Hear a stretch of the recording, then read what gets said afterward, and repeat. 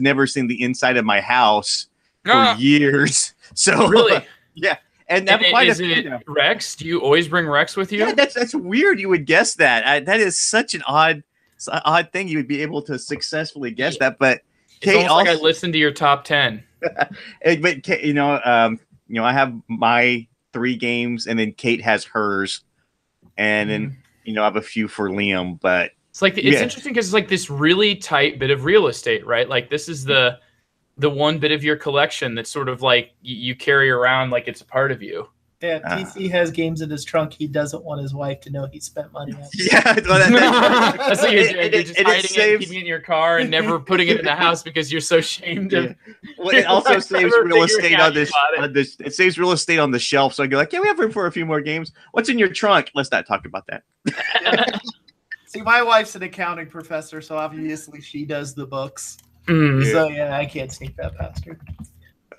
My fear is that if I have a flat tire, it's going to be an interesting situation to get that spare out of the trunk. And it's got to be only cash, dude. That's you gotta beat the system with cash. You got to go off the radar, go old fashioned, black market. No. They have board game sites on the dark web. I don't want my head to go there. I don't I'm snapping it back like a rubber band, Andy. You're trying to shove it into the most dark place I can imagine it. Dune? I got someone I can off with it. So it's the Chaos in the Old World. Guess how they made the board in that one?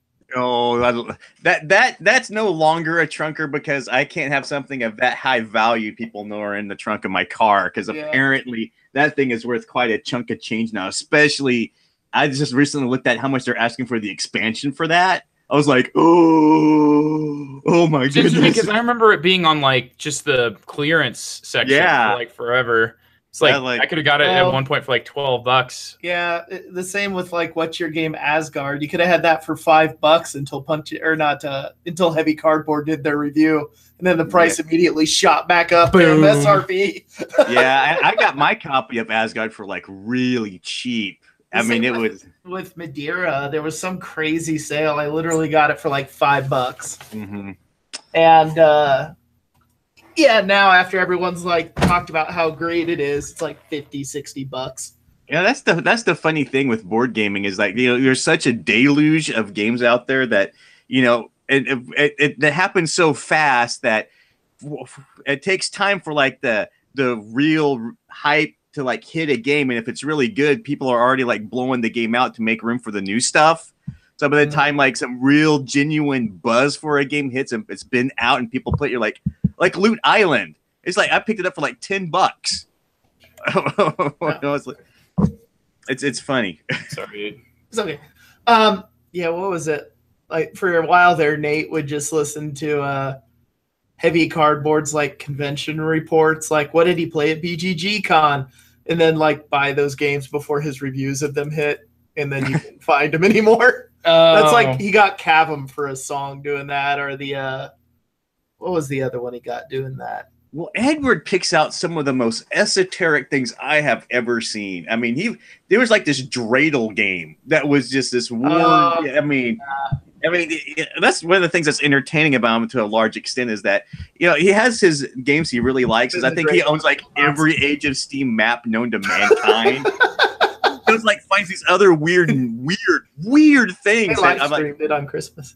Nice. Well, they asked a rabbi first. He was okay with it. Yeah. Yeah. Okay. He just picks like I said, he has his stuff that he likes, but then I always pay attention to his tangents because his eye picks out like the most weird thing, and he'll like mention it twice. And if you don't like jump on it, then it's like it's gone from existence. Yeah, I got the last copy of Turin Market First Edition doing that. Like I literally bought it in the McDonald's drive-through line off BGG. Well, I always see him going to like Essen and going like to the dark corners of all, like the one guy in the corner with like, come see this weird thing over here. And Edward's like, okay, I'm just gonna go over here. Yeah, I kind of think that's how he probably got back with QE. Yeah. What is it called? QE. It's kind of an auction game, It's by this one guy. He does like these weird games, and it's like the board is like a solid block of wood, like this big, just because he carves them. Okay. And then it's an auction game, but it's based on the idea of printing money. So you literally just bid an amount. Like there's no limit to what you can bid on anything. But the rule is whoever paid the most money basically did too much inflation and they lose. Every time? No, like at the end of the game. Okay. So like, you know, when you're like sit there, you have no idea value. Like one game you could have people being super frugal and like tens. Is it like blind bids or something? Yeah, and then somebody else could like start a game and go, yeah, 500. Oh, we're gonna go that high, are we? And then like there's nothing to rein you in except what it's worth to people. Wow. And yeah, it's like literally a giant block of wood, some balsa wood with slightly like carved burned shapes in it, and like one side's a like thing where you can just expo marker it. Yeah, that's ridiculous. So it's like he likes to carve, but he doesn't like to paint apparently. Yeah, exactly. He just likes to Sharpie. Yeah, he makes like 100 copies of these, and then like once they're gone, they're gone. Sure. Although he did 2 of QE because he did the 100, sold them, then Edward blah blah blah QE, and everyone's like, I want QE. Yeah. So especially if it's got a wacky, because I feel like we're always searching for something that we don't already have as a board gamer. It's like you feel like as soon as somebody creates a new genre, now you need one of those because you got to have a game of every type. Yeah. I'm gonna connect that more into the but I mean like you know, in the early days for sure though. Yeah, when you're new to gaming, you like I gotta try this thing. But I mean like even within heavy games, you don't buy every single heavy game. Oh God. But like this one I can tell that you really want. I'd be okay with it. Like I actually had the option to Kickstarter at the time, and I was like, nah. I'm always never mind. I was presuming things about you, Andy. Oh no, like I would totally want to play it, and I wouldn't mind having it. But at the time, I was like, I got auction games. Yeah, that's how I found Churchill. I'm always on the lookout for something that does something bad and just crazy that I've never seen before, and that was half the appeal of Coin and Churchill and like Labyrinth. All those that's big. That's one of the big reasons I just will go on the P500 on GMT and go, wow, that looks really crazy. Click. You know? Yeah. Well, it's interesting. Like you need to. Like within war games, like you want, you know, like if there's a game that comes out about a specific conflict and you don't have anything about that conflict, would you say that you're more likely or equal likely to buy it versus a game about a conflict you already have a game about? That's interesting because I picked up Cataclysm, which is a World War II game, which there's been like 18 bazillion war games based on World War II. But I'm always looking out for how it executes gameplay mainly. Yeah. Like with Cataclysm, I just read the back and was like, I have no idea how this is going to work. Click. Well, it makes me wonder, is anybody sitting there? I know that there are people who are sitting there like, well, I need to get, it's interesting. It's like, that's like a set collection game, right? Where you want to have one from everything. But like, then there are people who are like, they want all of the same. Like I'm into Star Wars or I'm into, you know, H.P. Lovecraft, Cthulhu. The only one I've heard on war games is like people go, can people stop making games about the Battle of the Bulge? It's like every freaking war game designer has to have their take on the Battle of the Bulge. Like that's the only one I've heard war gamers say they're kind of sick of seeing.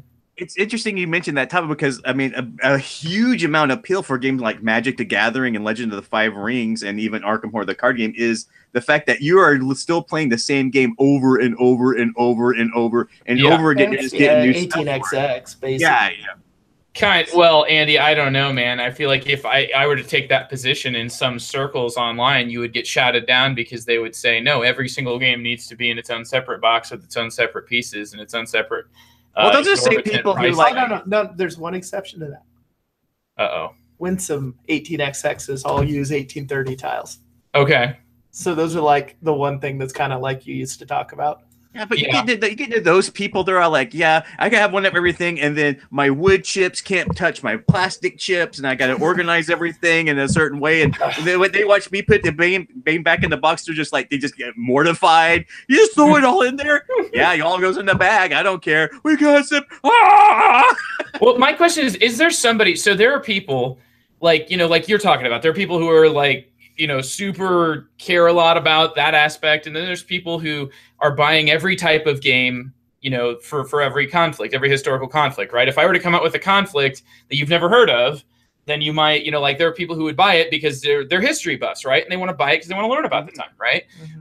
But is there somebody who's sitting out there there's already been a game about this region of France, they're just sitting there wanting to collect every single European city in a board game, oh, Tallinn, oh goodness, or are they looking more to appeal to the people from that area to finally give them a game to own? I would not put it outside the realm of possibility because I've seen some weird stuff out there.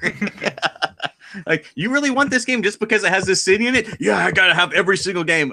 Okay, that's your thing. Cool. It seems possible, but it also just seems kind of laughable. It seems so arbitrary. But then again, so too could different battles in a battlefield, especially if your side was on the losing side. I mean, there's people out there who have every single Star Wars merchandise ever made in their basement, which is like a mansion now. So, I'm sure there's some people out there. The upstairs still looks like they live with their mom. Yeah, they literally have to live with their mom because the basement's full. Yep. So am I hosting this thing, or what's going on? Would you do you enjoy hosting at TC? Or would you I do, but the only problem is I have Liam tonight, so I don't know exactly how focused I'm going to be on hosting. That's my only issue for tonight. If you want me to host, I'll host. I mean, you've been doing a great job. I wasn't gonna change draft horses midstream, as they say in some of the best movies ever. I love hosting. It's just when you have an 8-year-old kid and you're alone. I don't want to be drop out, be like, hey, where's our host? And I just I'm gone because I'm chasing my kid out the front door or something. Nah, you're good, TC. I got you, okay? 8 is slightly past the silence is the most terrifying sound in the world thing. That is so true. Especially have a son. I cannot. I was like, why is my 8-year-old quiet? Oh God, crap, guys, I gotta go. That's right. It's like when Will was between 3 and 6. If it would go dead silence, I'd be like, oh crap, he's dying somewhere. Yeah. The last time I didn't hear Liam make a noise, there's a knock. I looked out the window, and he was on the corner of the house, on the block corner, talking to a policeman, and he was 4 years old. I was like, oh Lord, it's starting already. So I had to go out there hello. It's oh, I didn't know. Yeah, it was a real interesting conversation to have with the policeman. Yeah, I'm not a responsible dad. Yeah, sorry. All right, well, ready to go then, guys? Yes. 3, 2, 1. Hello, and welcome to The Good, the Bored, and the Ugly, a podcast about board games. I'm the host of The Good, the Bored, and the Ugly, and I'm sitting right next to, in real life, for better or for worse, Andrew Dennison, one of my co-hosts here. How's it going, Andy? Not bad, except for MediaCom. Yeah, you don't have any internet right now. But it's not because of the tornadoes, which we're getting in Iowa. No, that was in North Iowa. Okay, so it missed you as well? Good, because it went, I heard it hit Marshalltown, because that's not only a 30. loss. What? That's not a loss. Oh. And now here comes the wow. Cannibalistic. That is your people. Andy, there's no population center to identify with here in Iowa. So you're just an Iowan, and you're talking about a fellow Iowan. If it would have hit a Telmo, I would have been dancing. You're not truly. Okay, when you're from a place, it's okay to talk bad about there. All right, and yes, the only thing worse than Ottumwa would be where I'm from. But anyway, Andy Dennison here. That's why we opened and rolled Ottumwa kids to that area. Ship them down. All right.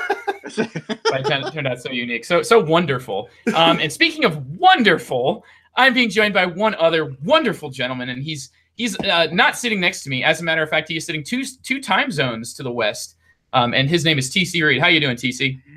Doing good, guys. I'm glad you guys survived the tornado. I was up at work today, and I heard tornadoes are hitting Iowa, and I was like, oh, no. That's not good. And speaking of crap, I can't talk crap about Iowa, but I can certainly talk crap about Texas because I came from there, and I left. So if that subject ever opens up, that was straight in I lived in Tornado Alley, so worrying about you guys. That's why I'm glad my wife didn't know about it, because we would have all been in the basement all day. She's from Oklahoma. So. Oh gosh, yeah. She literally not predicted but confirmed the existence of a tornado before the National Weather Service alarm went off.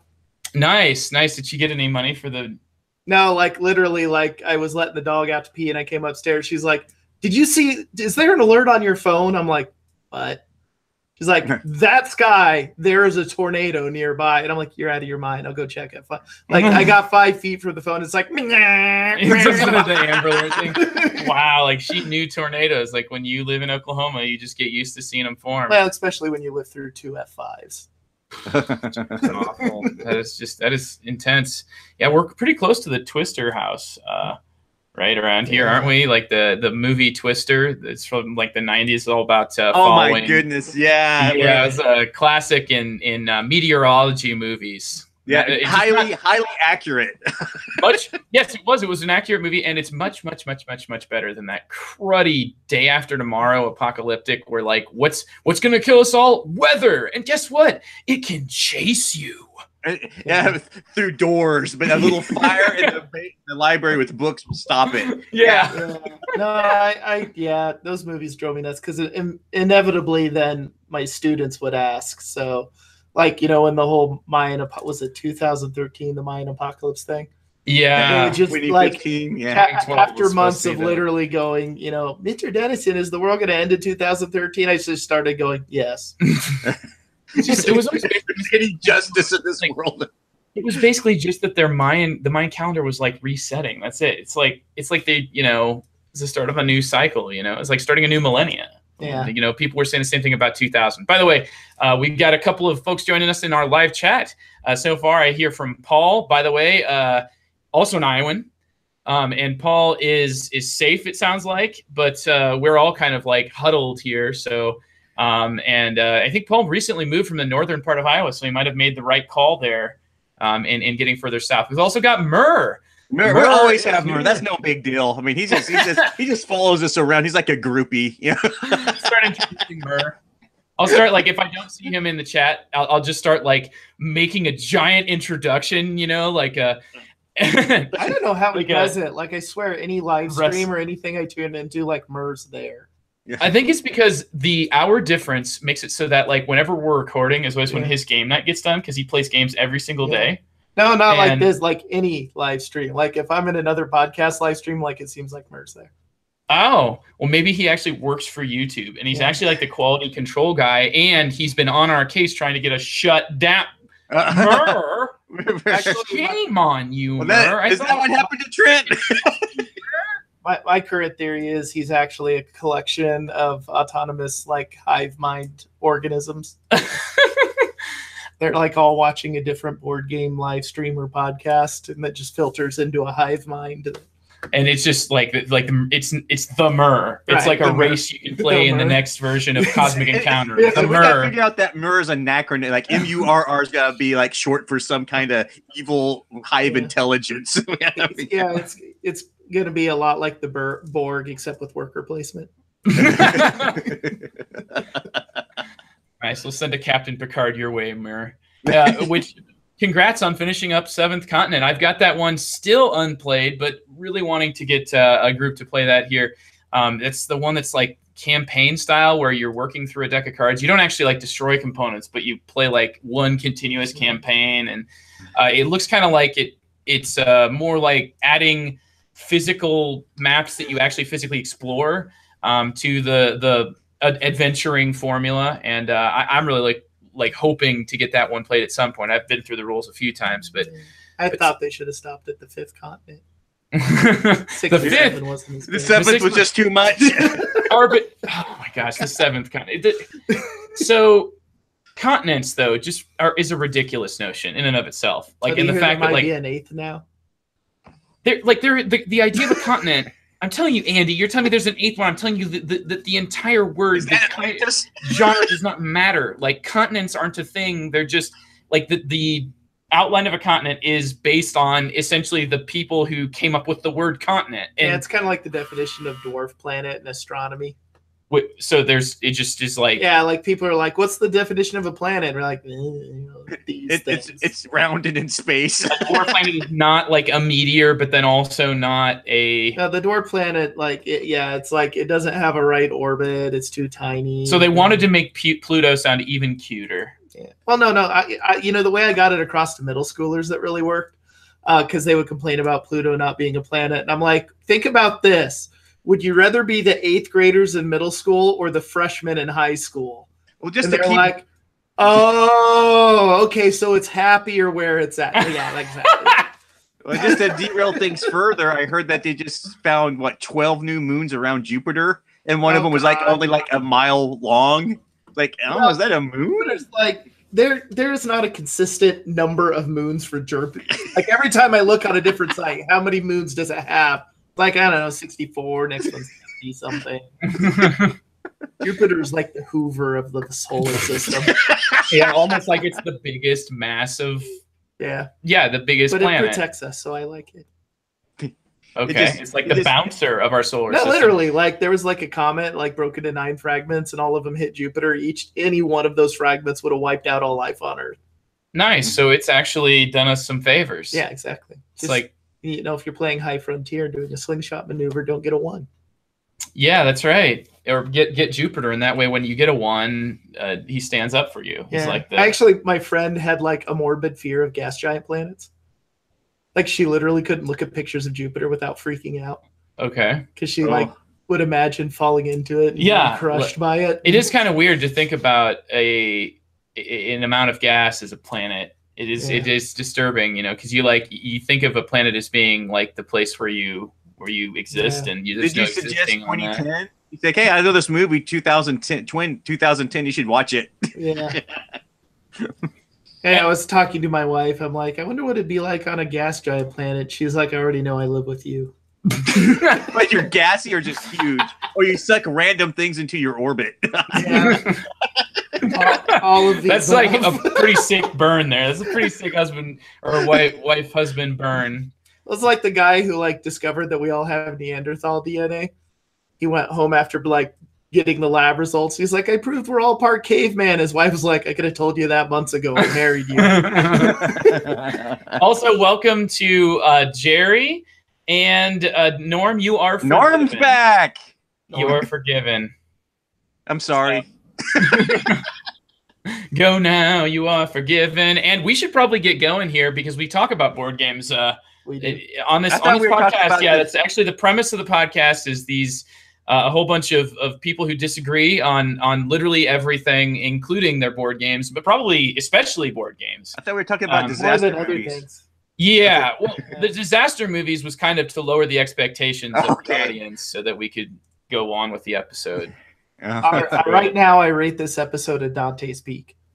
Oh no, we're going full scale volcano with Tommy. We're not down Jones. that bad yet. Oh God.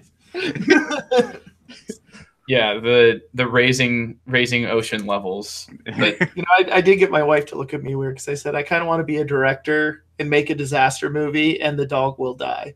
That's the first thing to go. I'll remake Dante's Peak, and the dog will miss the truck. Pretty soon, dude, it's gonna be like there's Does the Dog Die websites now, where you go and find out if the dog dies. It's gonna be like Does the Character Die websites, because you before you even start watching a show, you'll want to know if there's huge or who ends up dying. You get 2 episodes in. And this probably already exists. It can't be as bad as was it Ian M. Banks, The Culture, the first book I read of that. You get invested in these characters over 700 pages. And they just all randomly die. And Nice. They invade a mood. It's oh, blah, blah, blah. Looked across the corner. And his head got blown off. That's right, just done. The narrative is I'm sick of this character, basically. Yeah, all of them died. The person they had captured. Everything they tried to do in the whole book was a failure. It was just, it's like Alien 3. Alien 3 took the surviving, Ripley and then killed her. Or killed everybody but her, all these characters that had built up in Aliens, and just killed them off. Oh, Alien 3 was one of the most depressing movies I've ever seen. And then later I found out that's David Fincher who did it. I'm like, oh, that explains a lot. Yep. Kind of the guy's MO. So, well, this is a board game podcast sponsored by Game Surplus, Not which movies. sells board games, Yes. and some T-shirts, some kind of cheeky sayings on T-shirts. I've seen a few of them there. Check out their merchandise, and yeah, maybe at some point we'll get a cheeky T-shirt about your favorite board game podcast, and everybody is thinking about something else, but I mean this podcast. Yeah, but everybody's head went somewhere else, and I come back, everybody. I meant us. So we're about to get started. But yeah, check them out at GameSurplus.com, and there's some special promotion. You'll listen to that little transition later on the episode. So tonight's topic is going to be the question of how a gaming bag and what you put in your gaming bag impacts what you play, and how is this, like, when you take a game bag somewhere, you're essentially going on tour. What games are cool enough to tour where you go? Or maybe who are your favorite roadies that get the job done on your touring? Anyway, that we'll get there. We'll get there. We're getting there, Joe. We're getting there. And don't forget that we are also part of the cardboard coercion, which, if you say too fast, sounds like coercion, and that's bad. That's a bad thing. I would just like to note, I think you actually got that right last week. Cardboard cohorts. But if there's more than one of you, you can be a part of the cardboard cohortion, Coercion. Yeah, that's one of the ways that you can make a noun out of it. When a group makes you do something you don't want to do. That's what it sounds like, but it's not what we're supposed to be. It's supposed to be like people that are all cool, people that are all really friendly and nice and support each other, because that's what you do when we're all in this together. Anyway, our cardboard cohorts is a group from Saskatchewan, and they've got two products I don't want to say products. It makes it products. You must terrible. consume these products. We got two amazing podcasts, one of which is about education and is done extremely professionally. It is of value to anybody who's raising kids or in a teaching position of any sort. So they looked at what we did and then just did the opposite. Yes. Whatever we did and it is a Canadian podcast. So basically, like, if you know anything about to each other. So, well, they're nice to each other, and they also dictate, like, United States educational strategies for forever. Like, they've been standard space for forever, and that's something that we're just now getting to. It's like we kind of lag behind. I guess if you think about the United States as a huge funnel or drain, then the rain would hit Canada, and then it would collect off, come out the tip of Florida. Oh God! I said a funnel, Andy. Okay, that's just the release valve. We don't talk about that. This is not that type of science. So, and their other podcast is a review podcast in which they go very in depth into games called Cardboard Conjecture. Check them out, the Bridge City Board Gamers. Bridge City Board Gamers. Follow them on iTunes. They are amazing, and I love getting a chance to listen to those episodes. As I'm doing my things in which I listen to podcasts, like mowing the grass. So anyway, by the way, if you're mowing the grass and listening to this right now, good job. You're succeeding in life. Yes. Way to be proactive. Get out there. Mow that grass, and listen to us talk about not what you're doing right now, but what you wish you could be doing, or maybe what you will be doing later on, and that's playing board games. We are going to talk first about why not leave this one to just probably before I start talking, I should have already decided. So at this point, I feel like I have to give to somebody else. But TC, could you please save me? Oh yes. We're going to talk about some reviews, aren't we? Our games we've been playing. Yeah, we're reviewing. Yes, reviewing. We're going to review some stuff. It's going to be great. But it looks like, once again, Andy picked something I have no idea what it is. Something about big shoulders. Oh, dude, we've talked about it a little bit. We'll get to that one in just a second. And we but I have the right transition for what you're reviewing finally. Okay. Okay. All right. Okay. Everybody hold on to your butts. I am. Oh my God. Yes. Hold on to your butts. Yes. So I got opportunity not too long ago, about 3 or 4 weeks ago. Me and Kate went to a board game meetup, and she's been hounding this poor gentleman at this board game meetup to bring Dinosaur Island. And like it's been this comedy of errors trying to get this thing played, because she will go up there. She's like, "Did you bring Dinosaur Island?" He didn't bring it, but he'll bring it next time. 2 weeks later, he brings the game. He brought the game, but forgot the instructions. So, wow. Fast forward to about 4 weeks ago, when like the heavens aligned, the moons lined up, and we actually got to sit down and play Dinosaur Island. Of course, Kate was like super excited to play this, because what 14-year-old kid's not going to play a game with dinosaurs? And I mean, heck, I was interested just based on the theme alone. Dinosaur Island.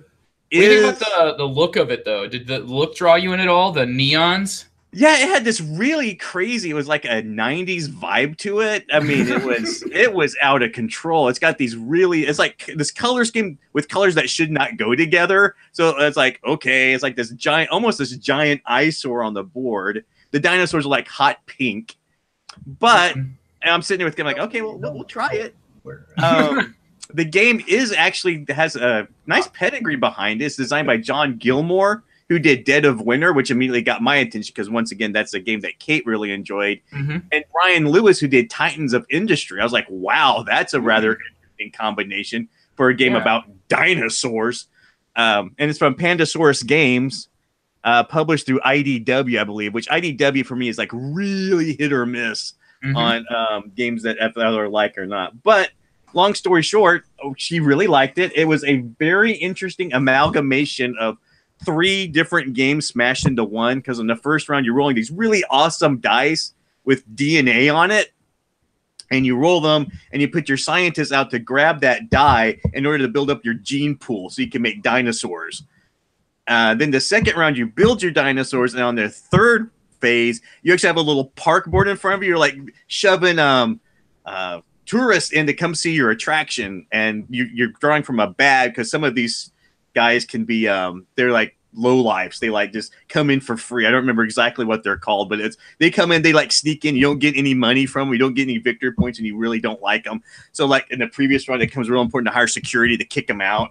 But the really cool fun thing is that if you're the bigger dinosaurs you have, the more threat they have. And if you don't manage all this threat, and you don't have security to deal with it, the dinosaurs will eat the people who are coming into your park, and you'll lose victory points. It is amazing that way. It's like, oh, wow, what do those dots mean? Oh, that's the threat level. Oh, what does that mean? It means you have your security level that high. I said, well, if it's not, oh, then they get eaten. Okay, it looks like these guys aren't surviving. Just wiped off my little board. Free range T-Rex would be an issue. Yeah, so it's actually a really clever game, and Kate, she's really funny, because she's real specific on the type of Euro game she's drawn to, with like Dungeon Pets being at the absolute top of the game she really likes to play, which we will talk about with games we keep on us. But she really took to it. We only played the short scenario, or the short game. There seems to be a lot here. I did play with like someone who kickstarted the whole shebang, so I had like metal coins, and the first player was like an armband you slapped on your wrist. Of course, she wanted that stuff. I'm like, honey, it's kind of too late. We missed the boat. I don't want to pay that much money for all this stuff. But it was a good first impression, and it seemed like a really solid Euro game, and it seems like a really nice way to get younger gamers into the hobby, much like Dungeon Pets did for Kate. So I think it's one to keep an eye out on, and I want to see where it goes, and I'll probably end up getting it at some point, because I really want to see if it holds up with the longer game, see if with all the dice rolling, see if that variability actually comes out. But you can definitely tell it's from the same guy who did Dead of Winter. But yeah, it made a really solid first impression, and if you can get over that crazy artwork, there's a solid game here. Oh, and one thing I want to mention, it's got those really cool boards that are indented, so you can put your cubes in. I love that. Oh, and every time I see that, I just go, why didn't freaking Terraforming Mars do this? And I always hear, it's too expensive and stuff. But yeah, I've played like 4 games that use that, and it's awesome. You could get like, isn't it with Meeple Realty? Like they sell something that you could actually put around Terraforming Mars that'll do that now. Well, you're starting to see places have like your Meeple Realty be a standard component. You know, especially I think what's the there's one specifically. I mean, after the League of Legends game came out, that one, Mechs and Minions, that one had, all these fantastic carrying, whole storage solutions in it. And then I think like the Endeavor game, it's the Endeavor Kickstarter, and just a lot of Kickstarters now as like a stretch goal seem to be adding like either the capability to purchase a storage solution or just adding that to every single one. I think it's a pretty cool thing to do. Oh yeah, like the one for Arkwright. Like I almost consider that. Oh yeah, the one for Arkwright's amazing because it comes with the little spinning, spinning. It's spinning. The worker setup tray would have been worth it alone. Yeah, but it had like the first player marker was like that spinning wheel you just put together. Like the one, like literally, I was almost convinced to buy Terraforming Mars just to get the insert because it had like a little wooden like Spirit or Opportunity rover, and I thought the little rover. Yeah, that's just all it is the first player marker. It's great. I have a game that I think I might have that game where it's like there's one that's just like a footprint, like a miniature that's just a disc with a footprint in it, as if it was a thing. TC, what did you think? Like, so gameplay wise, I know you didn't get to play it a whole ton, but I mean, it sounds like you played the intro sort of game. Yeah, it was like the short game. I felt like I was just the victory point though. In the game, there's like these random cards that come out, and they're like a goal to hit. And once someone hits it, another person can hit it. But after the end of the round, that goes away. And once there's only one left, that triggers the end of the game. So we played the short one where those goals were really easy to hit, and the longer ones they're going to be. I was looking at them; looks like they're going to take a lot longer to hit. So that's how it adjusts the game length. And I felt like we were just getting off the ground and running. I was like really getting into it and getting all this stuff. And then like Kate goes, okay, I do this. The other person goes, I do that. And I said, well, I better do that too. And then the next round, someone else got the third one and the little one left and it just ended. I'm like, no, I want it to go longer.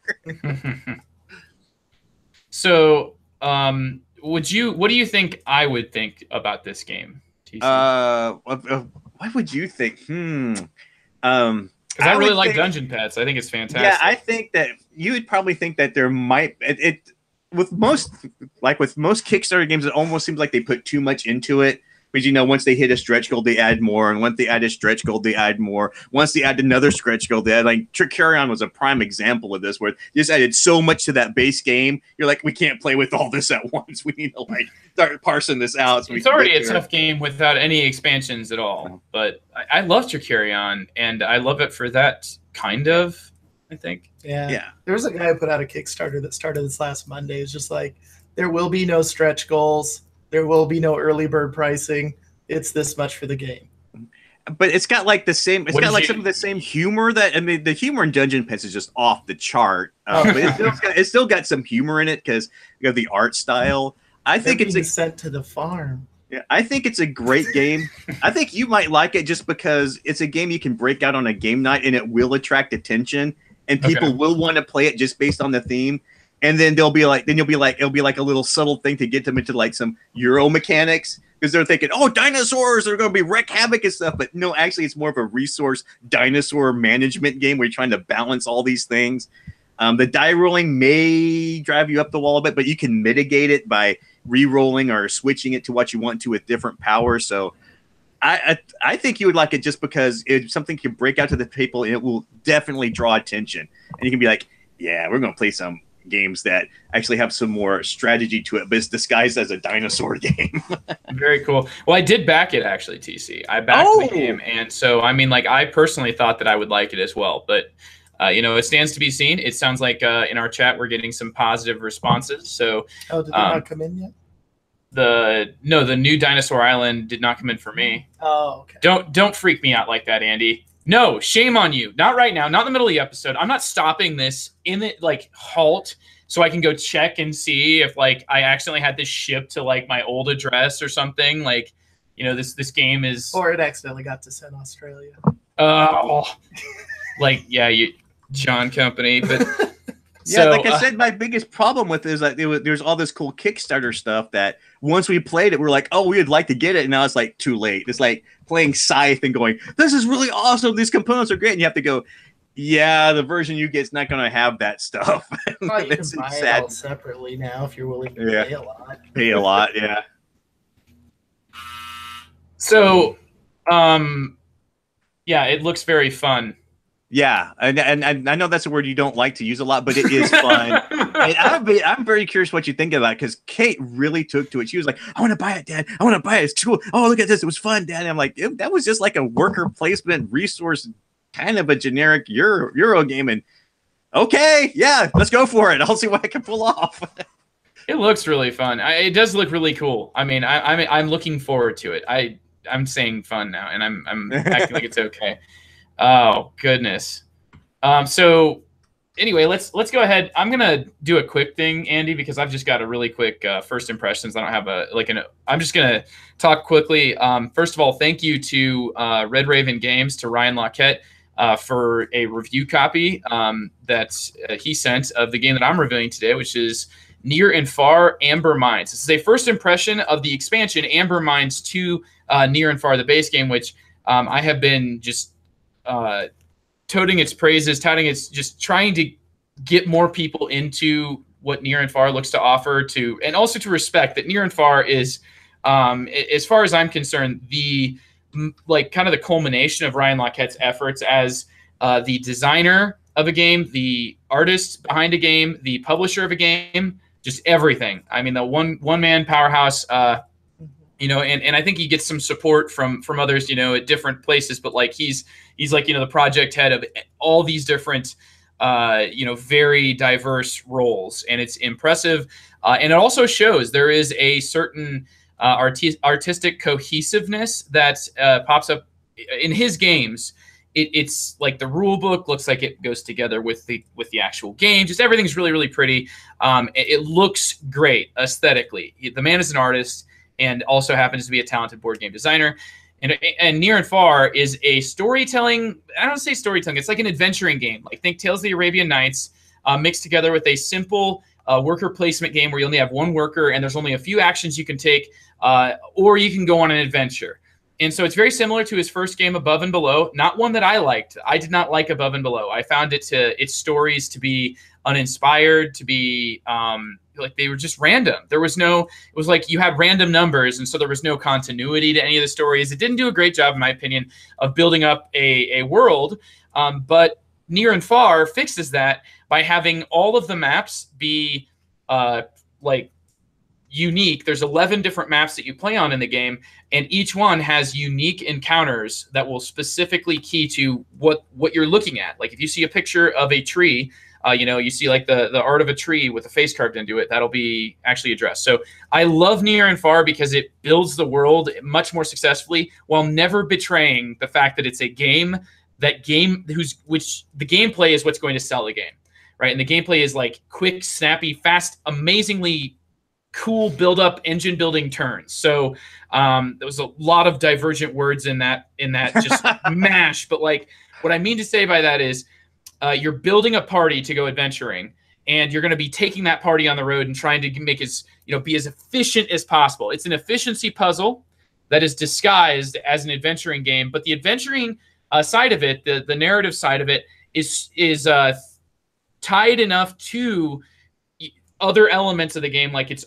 design, like the map design, the character design, to make it really worth your time. And I love the way that you start with all these recipe cards that are like artifacts, and just from the start you just really want to get you have a lot of direction, and you're just trying to like really race to the end. It's like a racing game. It's just fantastic, really high tension. You ever played that one, TC?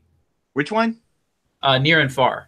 Yeah, I've played one of them. I think it was Near and was Near and Far the first one or the second? The tan one is Near and Far. Above and Below was like blue on its box mainly. I played Above and Below. That's the one I Okay. played. I haven't played Near and Far because, like you said, it was kind of lukewarm on Above and Below. So the Near and Far came out. I was like, I don't know, but maybe it sounds like I should give it a shot. Yeah, well, I just would like Above and Below did not have. I mean, when you went on an encounter, it was just like this randomly drawn card, and all the cards were identically, like the art was identical because you're just like supposed to be going down into a cave, and so you really can't see it. You just have the encounter to get there. yeah, that just didn't work for me. One of the things that I remember from Above and Below is like you'd open the book and like read this what happened, and then like your prize, what you got, like, was almost completely disconnected from the text. I was like, what? How did I get a rock out of that? Yeah, well, there's like six different resources that were like the resources you could get, and it might even be more than six. But like the thing about them was every single one was functionally, in gameplay terms, identical to each other. The only thing was like it was just supposed to be thematically different, and all you want to do is just collect as much as you can of one specific type. And what's really frustrating about the whole thing is just that like so many times the writing did not even really it seemed like it was weird that you were getting a reward. It's like, well, I feel like from what I just read, I just helped somebody out and they, you know, went down a river. Like, when did they turn around and give me like 6 of whatever I'm getting? Yeah, that was Carissa's big problem with it, because she felt so disconnected from the story to the reward that everything else just didn't fall into place. So we played it like once or twice, and she was like, eh. And then that was it for Above and Below. Near and Far absolutely fixes that problem. I mean, you have your map, or you can choose a character and then follow that character. And so the map you play on won't be as part, like really a part of the story. It's just the character that you've chosen at the beginning. And there's like 8 different ones that you can go through. And there's even branching paths on those characters. So you can play a character. Cool. Some of them, not all of them are like that. So, but I'm just taken with the game, and so is my wife, because we play it 2-player, and it's just for some reason it's really fast and cool. We've really grown to loving it, and we played it probably 12 times together, which is quite a bit. And so the expansion, Amber Mines, which I'm only going to talk about very briefly because I've only played it once, and I didn't play all of the elements. But I did want to say that I think it's kind of onto something, and that is that it's got a cooperative mode, right? It took the gameplay and it made it a cooperative mode. So like Orleans was a game that did this, you know, where it took a competitive game, made a cooperative mode, and I know that cooperative mode got a lot of positive response, but for me, it just was really frustrating. It was just like, this is not a very well-designed game. It was just like all these different places where you could go to donate all the resources that you would otherwise be using to do cool stuff. It's like, instead of doing cool stuff, you can play the cooperative game where you get all the stuff and then do something lame with it, like just win, and that's it, you know, like just repel the invaders, donate all your goods to charity. You know, you weren't actually like doing much, so to say. It felt like it was mainly just like the cooperative game was like, get all of the stuff that you can and then give it away. And I feel though that Near and Far does it even simpler than that, which I felt that was the system I just didn't like. Near and Far just says it's like you have to count how many rounds the game has gone, and then depending on when you end, which if you goes to a certain level, you just lose. But if you otherwise end the game, there will be a number on the spot for that round, and you have to each get that many points or more. But you add all your scores together. So like if I have a higher score than my wife, you know, like I can make up for it. So it's a really simple system, and I would say that it's pretty easy to get a good score. At least our first game was like, we scored was just hugely high. And it was because like we talked to each other. And it was like, okay, well, I'm going to end the game in like a turn. And my wife was like, no, you can't do it right now. You know? And so like just being able to like make sure that all of our strategies panned out, I'd say that by itself increased our scores of what we normally get by a lot. Mm-hmm. And so we just beat it easily. But there is a included minions way to play where it's like at certain like every 6 turns or whatever, you'll draw a minion card and then activate every existing minion card, and there'll be like negative things that you have to beat as though they were like a threat. It's pretty cool, and it's like, you know, there's 8 different ones, and each of them affects like a different area of the board, so like you can no longer use the mine if the minion's out. So I thought that was a great little that was the thing that I feel most comfortable commenting on. That I think it's a really cool system. I am looking forward to trying the minions. Other elements here, though, are just kind of like taking the simple worker placement actions of Near and Far and kind of developing them a little bit more. And in ways they're kind of make sense and they're cool. Like there's spells in it now. We were talking about Argent earlier. Spells like make that game woo, like really hugely swingy. And not in a bad way necessarily. But his spells in this game are not going to be nearly as big of a deal. But there's now a spot. It's almost like Ryan Lockhart was like, okay, well, these are the 3 spots nobody ever goes to. right? These are the 3 spots nobody ever interacts with, and he wanted to make it so that all the spots on the board had a reason for you to go interact with them. And so one of the spots, he added magic to it, and you move up this this magic marker, and then at certain intervals, you'll get a spell. And when you get a spell, you can use it whenever you want, and then you just flip it over, and now you have to go back to the Mystic Hut, which you could get another spell theoretically, and then you'll get your other one from 2 rounds ago back, right? So it's like you're just kind of building up this book of spells, and then you have to keep recharging them. A very cool little system. The actual amber mines, the eponymous amber mines, are a better way of doing the mine. The mine is definitely the spot on the board that was like the most, it just filled up really quickly, and then nobody could go there anymore, and that's it. You had no reason to go to the mine after it was full. Now you've got mine exploration and a bunch of other things that do work nicely. And it's kind of like a mini adventure. It gives you a reason to actually have like an adventure in the town, which I think is pretty cool. The things that are kind of missing from this expansion that are worth noting for anybody who really loves Above and Below, or not Above and Below, but Near and Far, maybe you love Above and Below too, is much more in terms of there's no, like, the new storybooks do not include any new character campaigns. There isn't any more of those. And then the new campaign, like there's 2 alternate books of encounters for 2 of the 11 base maps. It's like the base game comes with 11 maps that all have a set of encounters for them. This comes with ones that replace 2. Yeah. And that's it. So like it seems, yeah, that's it. And I understand that like the narrative creation part of it is very taxing. I mean, it was not just Ryan Lockett that did these. I think he was only going to have 4 in the base game, and then the Kickstarter, they unlocked more of them, and that's why he got up to 8 characters. And then, but these must be really, really tough to predictably create these big encounters, because like I would expect, a separate campaign. Yeah. I would expect another book the same size as the previous one, so I can now revisit everything, or now, like there's just a different storyline for that same, like maybe it's 5 years in the future, right? So, but that's what I feel is missing from the expansion. If you're specifically looking for that, like you've already played all the encounters and feel like that's what you really love about Near and Far, then you're not going to find it here. The 2 new maps are like scenarios. Like one of them's an election, and they're kind of cool. Like they're more contextual based event type things. Whereas the old encounters were, kind of more like what you would imagine from a random encounter on like a D&D campaign. Yeah, like the more choose your own adventure. Yeah, like exactly. So the other elements of the game, for the most part, are like kind of minor, and I would almost slot under something else. It has a new threat deck, which you fight that threat deck, and I would just always play with that. So there are definitely elements here I would just always play with. There's a new expert dice that lets you re-roll your ones, which makes players want to go to another spot on the board that was otherwise neglected. So, I mean, but that's basically what Near and Far Amber Mines offers, is more like if you're still experiencing the narrative and you're somewhere in the beginning, like you've never played before, or you're going to play, or you're about halfway done with all the narrative, then you can keep going. If you've fallen in love with it and are fine with re-experiencing the same story, then it's fine. Like if you're looking to get more narrative out of this expansion, you're not going to find it. And I do feel like that's something that I would want to be an option, to have like I don't want to say like necessarily alternate storyline, but like, like a different campaign. I feel like that's a pretty big thing to hope to be expanded if you really have loved the campaign. So anyway, that's Near and Far Amber Mines, my first take on it. I can give a little bit more of an update here in the future, but at least as a first impression, that's how I feel. So Andy, could you please now tell us about the outdated game because we're playing with an outdated version of a game at one of our recent game nights. You got this one played. So anyway, take it.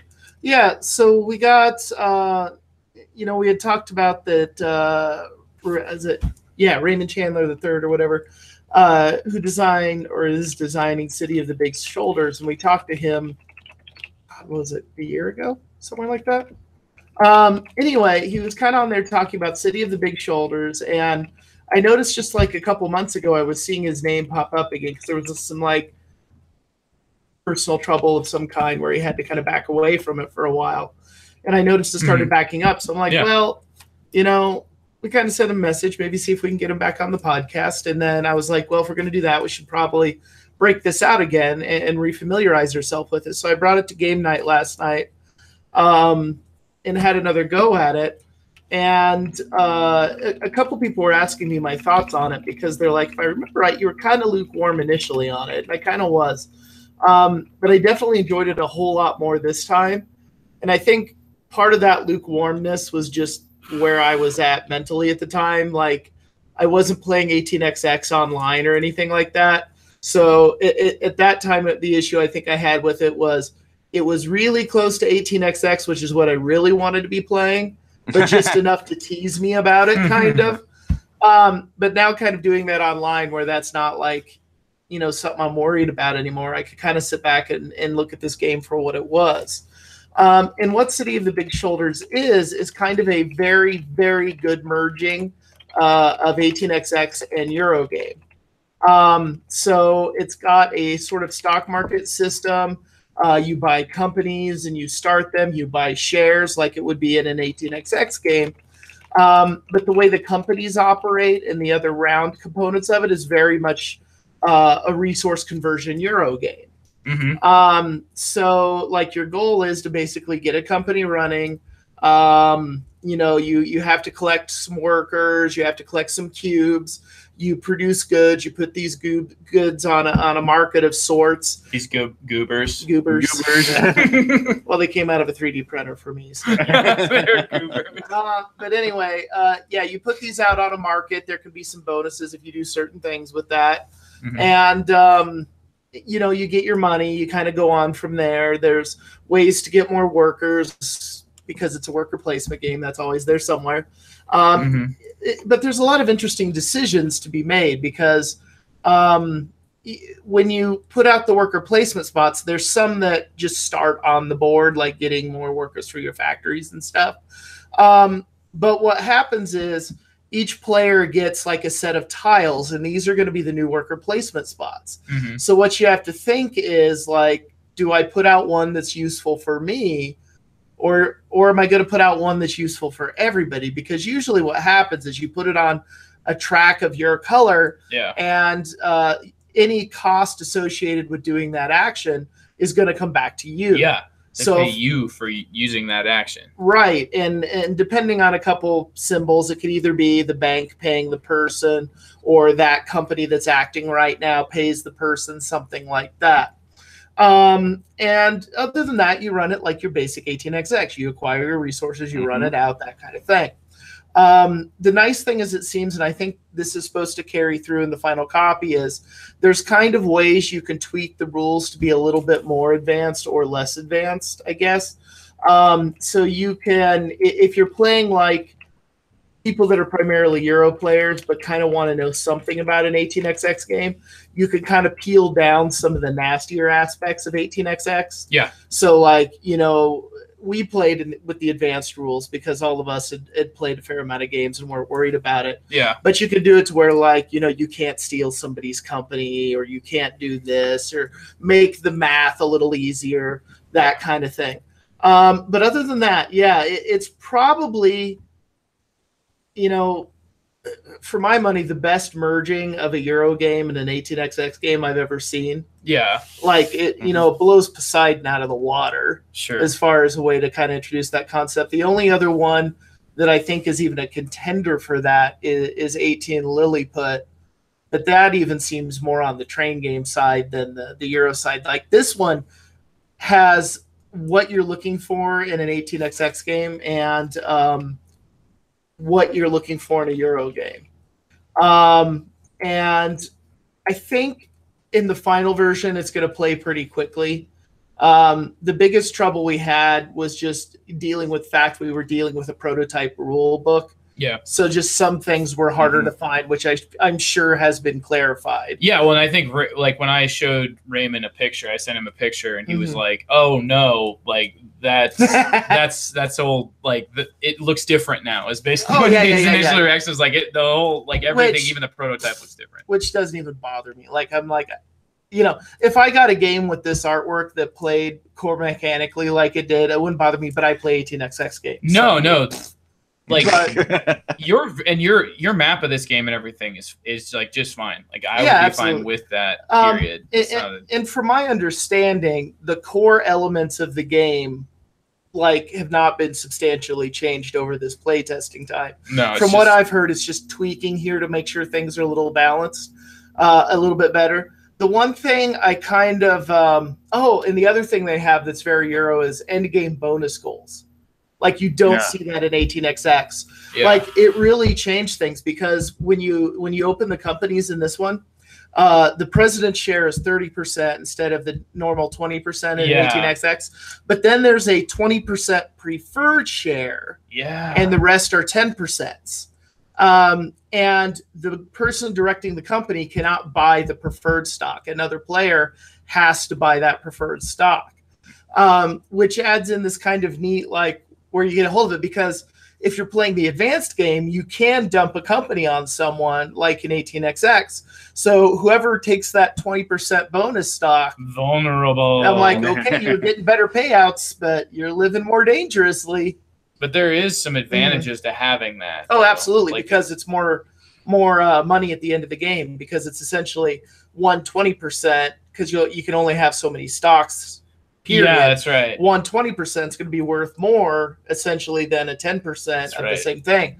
But like an inflated portfolio at the end. Right. Yeah. And there's also, like I said, goals, which changes things, because one of the goals we had was you get an extra $200 at the end of the game for whoever has the most 10% shares. So then all of a sudden, like everyone's like, I don't want the preferred stock. They were trying to get that bonus. You can also purchase like managers who can help your factories.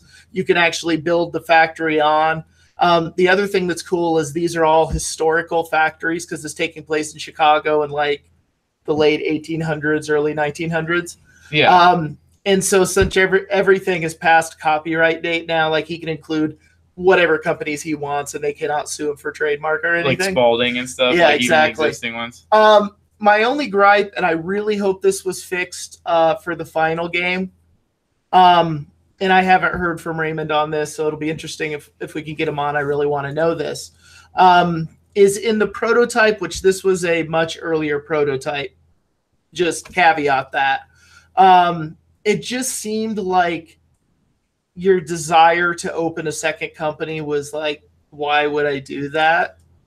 Like, it just kind of felt like it was better to optimize one company. So by the time you could like get a second company running, because unlike in 18xx, which is usually ended by breaking the bank or something, this one is a set number of rounds. Yeah. So like it could have been bad play on all of our parts too. So that could be an issue as well. You all started a company that just never became profitable. Well, yeah. Or like maybe we're like, our 18xx knowledge is getting in the way of being efficient at this game.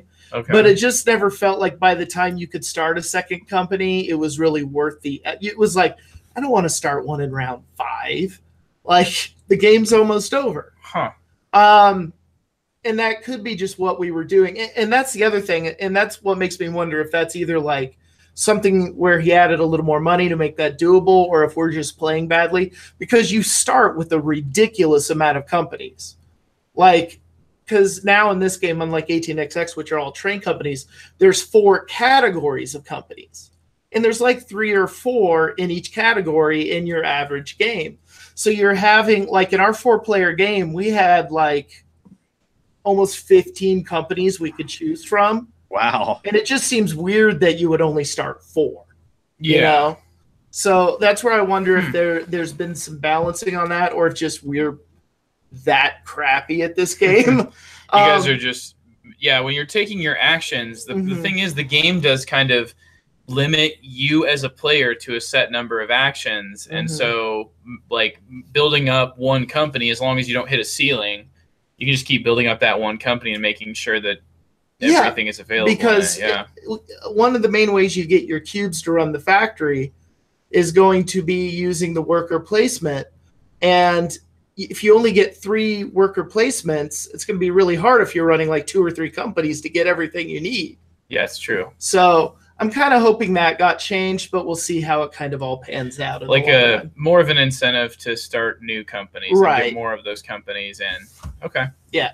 I get what you're saying. Yeah. So that might be my only minor gripe about it. But like I said, we were playing a very early prototype. Yeah. So there could have been a lot of things that were changed. Yeah. So I think the core ideas are going to be held the same, but I'm sure there's been a lot of small changes here and there. But I'm definitely vastly more interested in this than I was then. Which, like I said, I think that was more a me thing. I just wasn't getting the amount of train games I wanted. So anything that approached the train game and wasn't the train game, I was kind of ticked off at having to play. Yeah. But now coming back to it, like I'm like, okay, I see what people are talking about now. It made a lot of sense. And even if I had just the prototype, for some reason he just stopped everything, that in and of itself would be a solid enough game to bring to game night. Like even the early prototype had a lot of interesting things going on. So I think the Kickstarter for this out from the rumor mill I've heard is the Kickstarter is going to be coming sooner rather than later. Okay. So I'm expecting maybe from, I guess the hints I've got, maybe late second quarter, early third quarter 2018 for the Kickstarter. Okay. All right. Which that could change for a million reasons. You mean late third quarter, early fourth quarter? Because like 2018, like second quarter is over, dude. Oh yeah, that's right. We're getting the summer's gone. Yeah, it's going away. Yeah, I guess what I get at is like, I guess in the back of my mind, the way people are kind of talking, I would expect somewhere within the next 3 months. Okay. There to be a Kickstarter. And like I said, that's me spitballing more than anything else. And yeah, there's a billion things that can change, like, the poor What's Your Games folks. Their Kickstarter. Well, yeah, like Kickstarter apparently wouldn't let a company from Portugal start a Kickstarter. Huh. Really? I've seen a lot of like ones that say they're based in like somewhere in California or something. Yeah. And they're clearly like a company that's not. Yeah, no, like literally they were in negotiations, thought they were gonna have it cleared up by then, and like Kickstarter was just like, nope, we can't do it. And like they had to send out an email to like everyone on the newsletter, like profusely apologizing. Because they're just not gonna do it then. Well, they want to do it and they're still trying to work it out. But yeah, apparently for whatever reason, Kickstarter hates Portugal. I don't know. Maybe it's illegal. I'm like sure sort of it a legal is. thing where like Portugal has specific rules to like, Well, I thought it could be either that or maybe just they don't have the connections in some countries, so they're worried about letting someone on who could be a scam or something. Okay. And that's where they thought maybe because it was their first Kickstarter, that could have been an issue too.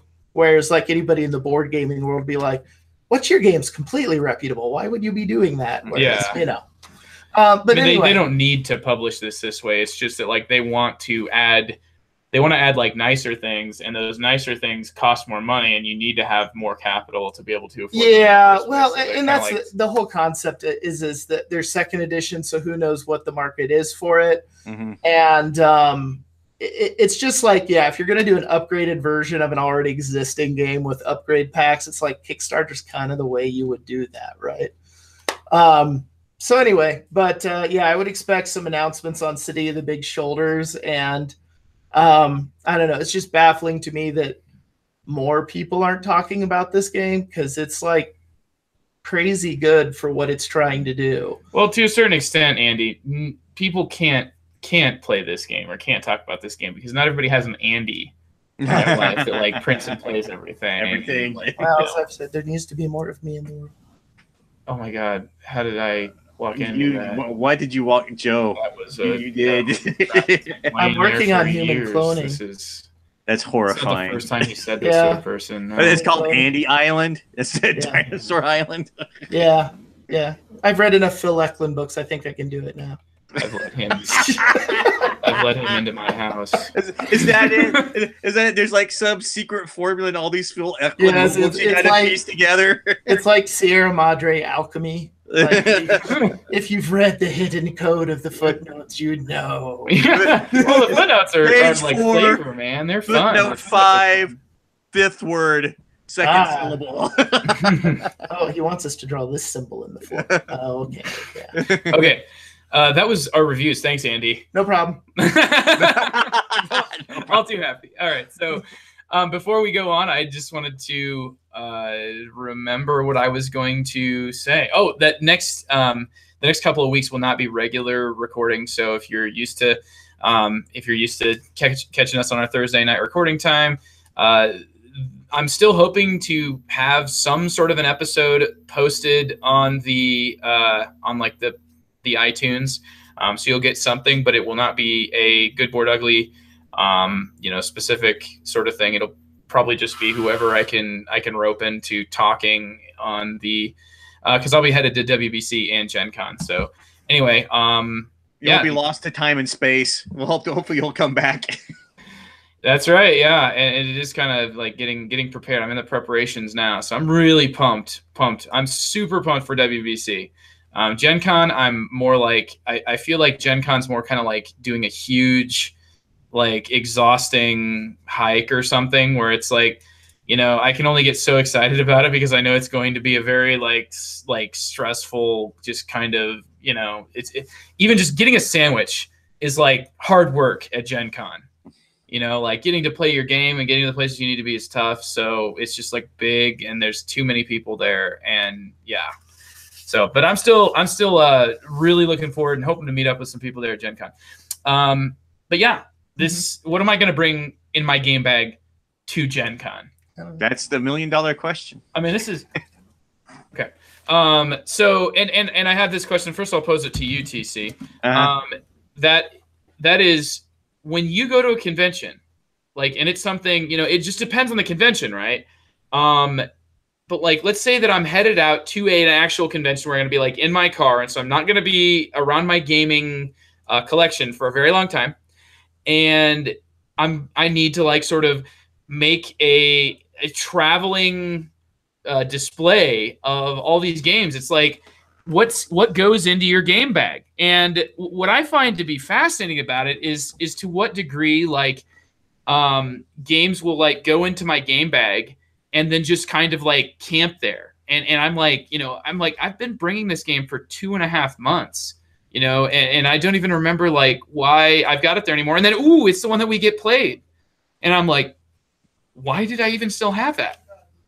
And this kind of come from like the central core of the idea I was thinking is kind of like this game bag inertia. When you put together a box of games, it's like, that's that box of games. And like going back and reordering it, it's almost like a deck in like an LCG, right? Like where you've got a specific faction that you're playing, and you build a deck a specific way. And I feel like to a certain extent, that's what you're doing as a gamer.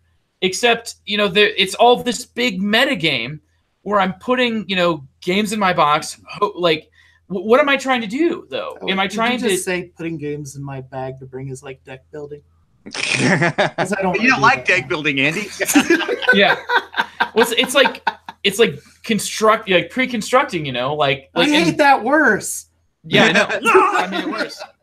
I made it worse. So, but Andy, you still come up with games and you put them in a bag. Oh, yeah. I mean, like, first of all, like, to what extent do you think I see some people carry around a bag that's like that sort of book bag, like a bag for books that you might see at the library where it's like, it's just got 2 handles and then it's just all this is just a pouch, like a simple purse. Yeah. And usually those will fit like at most 2-3 games. Yeah. And sometimes not even more than like 1 full-sized game, depending on the size. And so sometimes I see people carry those, right? And it's like when you're doing that, you're only bringing like 2 games.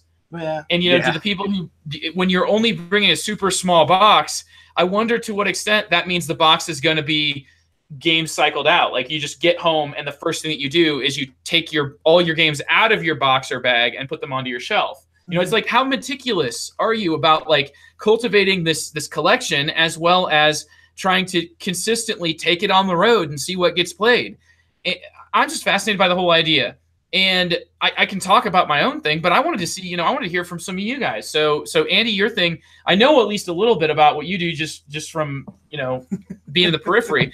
TC, I have no idea how you develop a game. And you said something really fascinating before the start of the episode, but you've been bringing the same game in your bag forever, like Sandlot forever. Forever. Yeah, well, In terms of conventions, I usually don't bring any games to conventions because at least here locally, I'm always following around Daily Magic Games and their developers and just trying out all the stuff they're developing and working on. And I always like to play. I usually use my convention as a really big opportunity just to go with nothing and try games. And a lot of that's because there's a huge gaming library at our local convention. But in terms of just going to a game night, I always have Rex in my trunk. I mean, that is just a foregone conclusion. If I can ever get 6 suckers willing to play Rex for me, it is on.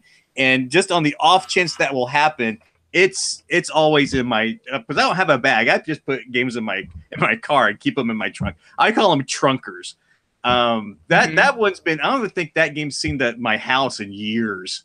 I mean, it's like in my trunk going, I want to be free. I didn't want to be in here anymore.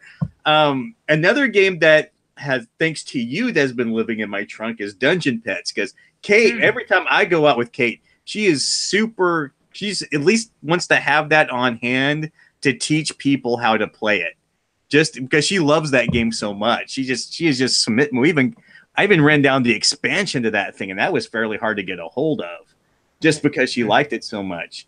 And then I usually have a rotating set of games that I think are okay. But for the most part, when I go to of course, we have the Munchkin collectible card game in the trunk because Kate loves teaching that thing as well.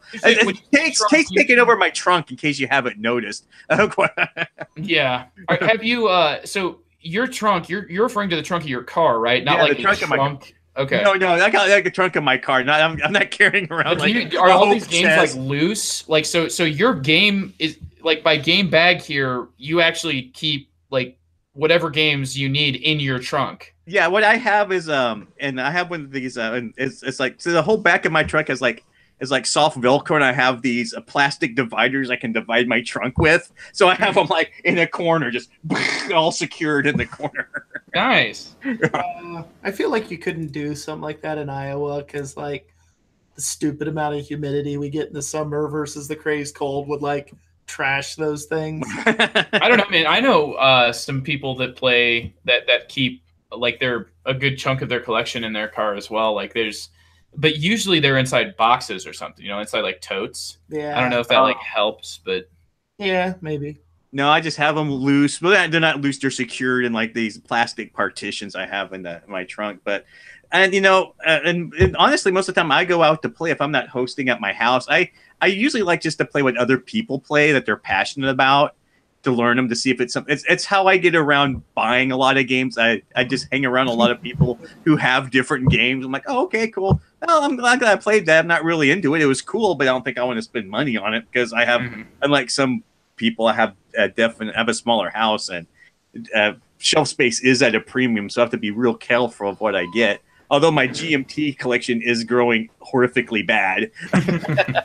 But yeah, it's so easy to put something on P500 and then forget about it. Yeah, it's like I know people have Kickstarter issues. That's I have P500 issues. P500 issues. But yeah, I'm known for Rex and Twilight Imperium and all these. And so when people want to game with me, like, hey, TC, I've heard that you like playing Rex. I'd be really interested in trying that. And I get that quite a bit. So it's always nice to have that on hand.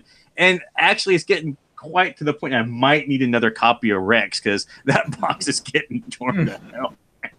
But I like it. It's there's something to be said about playing a game so much that you know it in and out instead of playing, sitting at a game night going, okay, can I see the rule book? I don't think that's right. Well, I think we messed this up, and that's okay to do because it's fun to explore new games. But there's also something to be said about just having someone there who knows the games so well that they can teach it and get up and running on it. But yeah, that's me. That's how I deal with it. So for the games I like, you would need someone that's played PAX Renaissance like 50 times. And that would be like still considered a novice. Yeah, that'd still be like you're doing 2 to 5 rule checks per game. Are such an outlier when it comes to that. Yeah, seriously, I just cracked open the rulebook to BIOS Megafauna Second Edition, and I just kind of stared at it and went, yeah, this is going to be a while. Once you learn like 3 or 4 of their rule books, though, it flows pretty well. Yeah, once you get it going, but they're still pretty Dance They're rule book. dense, I yeah. mean, they make GMT gamers cry, and So TC, you don't generally then bring your GMT games out of the house for the most part, or not unless people request them. I mean, I'm not going to throw a coin game on the table with people who are new because, first of all, I got to know they want to play it. Second of all, I got to read up on it. And then that's even before I break it out of the house. But I want to make sure it hits the table. I'm just like, hey, look, a random group of 4 people. You want to destroy your brain? Hey, I got Indian Abyss. What's that? It's about this war in Colombia. I don't even know what that is. By the way, we're going to be here for 2 hours teaching because you all will do something different. Yeah. I mean, coin games, you have to like have that pre-plan to be like, okay, you read about this faction before you get to the table. Yeah. In fact, when I have a PDF file for Here I Stand, and people who want to play that, okay, first I gotta have a commitment for at least a total of 6 people. Then I hand out homework. Right? I said you need to read this because I'm gonna need help teaching it. Because if you put the burden of me teaching this game all on me, we're gonna be here 3 days minimum. Yeah. Well, and like for me, the games I tend to bring to like game night, like it's 2 factors anymore. One, because I've tended to like gravitate to sort of these oddball, eclectic, complex, opaque games. Uh-huh. I look at it, and what is often a deciding factor is what do I feel confident teaching right now? Yeah. I mean, I love John Company, but right now I'm limiting it to the 4 people our group of 4 people who are playing it. I would never break that game outside of my house right now and just expose it to a new group of people just because I'm still trying to figure out all the opaque nuances of that freaking thing. Yeah. And so I would do it, but it's often like one of the things I do is, I'll go back to games I own and leaf through rule books. And so the games I bring are often the ones I'm interested in that I've last looked at the rules so that I feel fairly confident in running it without like having to go through the rule book in front of the people I'm playing with. So like I used to do things like, I'll throw Bias Megafauna in there. We'll throw in a Pax Pamir. We'll throw in, and then I realized I'm like, wait, there's like one of these I'm actually confident at teaching. Why am I bringing 3 other complex, opaque games with me? that's what becomes fascinating. Okay, so I feel like when I'm putting a game in my game box, when I look at my game box, occasionally I'm like filled with like what am I thinking? Like there will be a game in there that I'm like, I don't even feel comfortable teaching that anymore. Why am I still bringing it around? And it's like, well, when I put that in there a month ago, I had just read the rule book and I was like, I'm going to play that. And I wanted to play it then, and it didn't happen for whatever reason. And then, but it's still there. It's like this vestige. And so just so people can ask me, and I'm like, oh, I'm sorry, I don't know how to play that one yet. Yeah. Or you get into the aspect of like, if you have one that's fairly consistent, and then you have it, like I started to get to the fear. I'm like, what if somebody asks for that one and I actually just don't feel like playing it? And I'm like, but I'm the only one with a copy. Therefore, if I have it, my risk is that I brought it. Yeah. And plus, if it's a game you want to, like I said, sometimes you're the only person with a copy of that game, like you said. If people want to play it, you're like, well, I don't have it with me. So that's always it's like I didn't want to play it. I left it home. Yeah. But and a lot of it just got down to like honestly slight laziness, weight issues. I'm like, I don't want to drag this freaking tote in, especially when I started train games. I'm like, poker chip mass added to like, Vital, Lacerda, Eagle, Griffin, Bach. Oh God, I'm surprised. I don't weightlift enough to drag that bin back and forth to the car. Well, that's the other thing. Like occasionally I'll pick up my game bag and I'm like, whoa, there must be like a bunch of cards in this or something. I cannot believe I've made like, because I've been putting games in there, one at a time. I've never stopped to think that like, well, this game is actually an 8-pound game. This game is actually a 7-pound game. And I've put like 10 of these games or whatever in here, and they're all like super heavy. Yeah, I did that once. I had like, like my Age of Steam games, which have no ends. Like they are components, maps, other box with maps, and they're all cards. So, they're like heavy, dense boxes. And like, I think I packed in that once. I threw in like High Frontier. Oh It's my something God! that- Why'd you do that? and Goku chips with like an economic game, and I tried to lift it. I'm like, yeah, that ain't happening. get a pallet lifter. I'm gonna come because basically I'm like, if I get that into the store, I'm gonna have to call my wife, be like, can you come pick me up? I can't bend up anymore. But no, a lot of it for me, honestly, being kind of known as the one that buys the games, where everyone else looks at it and goes, you paid money for that. Like, yeah, a lot of it like has come down to what I did was all my games that are kind of like fillers. Like I just chucked all the boxes and put them in like this one super dense box so I could just bring them. And so a lot of times I'll throw that in my bag and then just literally 2 or 3 other things I would feel fairly confident in teaching that time. And I'm always throwing in some fillers just in case, you know. I always like it's not the best game in the world, but it's a really easy game that brings a group together, and that's Fuji Flush. I mean, it's got some weird things, but that's a game I can throw out. Be like, hey, let's get a group of people. Let's just see if this group's going to coalesce. Let's play this wacky little fun card game. And then it's like, hey, yeah, that was fun. I like this group of people. It's yeah, let's move on to something else. See, my version of that is Yikers. Yeah. Have you seen that one, TC? It's the most amusing dexterity game I've ever played. Oh, yeah, the one that you just played on Sunday. Yeah, no, literally. The magnet game. It's got a modular board, and you know those like, you know, like rock magnetite magnets they sell at every stupid science museum gift shop? That's your playing pieces. Oh, nice. And so when you put it down, like if they like smack together or anything, like you have to take all of those off the board, and the goal is to get rid of all your magnets. So the best part is at some point when they start like really filling up the board, you go to set down your magnet and the magnet's already there, start shifting to like realign their magnetic like fields. Schizophrenically like in a horror movie. Yeah, and you're like, oh God. And the best rule is if you get frustrated and you're pulling off your magnets and cause further collapses, you have to take those. You're responsible for them. Yeah, of course. So like even if you cause a collapse, you're like gingerly taking them off the board. It's like a Fuji Flush because I have like a small bag of just quick filler games. I have like Fuji Flush in there. I have like Biblios. That's a good one. Oh yeah.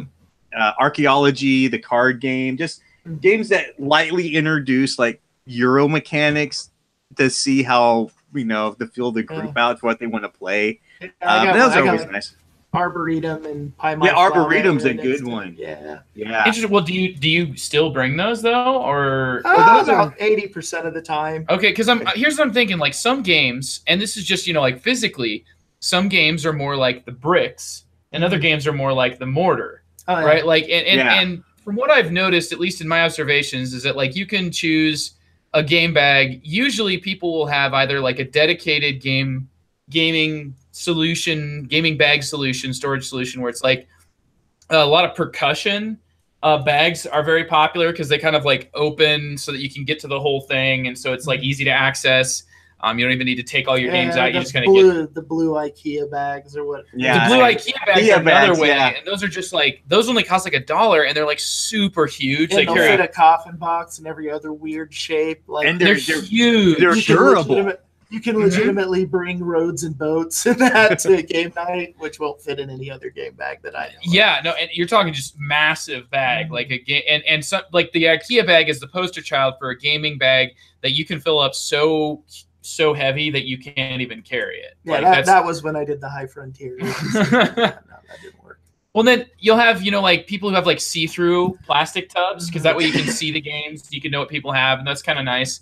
And then you've got like I've got just kind of like a knockoff IKEA game. It's just mine is like a Costco freezer bag. Yeah. That's one of them. And then I also carry like a transparent plastic container. Well, and you bring a lot on Sunday just because you're like the de facto runner of it. So that changes as well. Like, yeah, because I'm trying to like run a game night, like trying to actually like sort of facilitate the game night. So I want to have games there that I know I can play with anyone. Yeah, like for me, if I bring a John company, I'm like, well, I'm not hosting it. So if it doesn't get played, when I took over for the night, it was like I went from bringing one game boxer bag into bringing two, and I make 2 trips in from the car every time, and so it's not far, so I can do that. But like I was trying to think, because I've been carrying around the El Grande big box and bringing that to game night.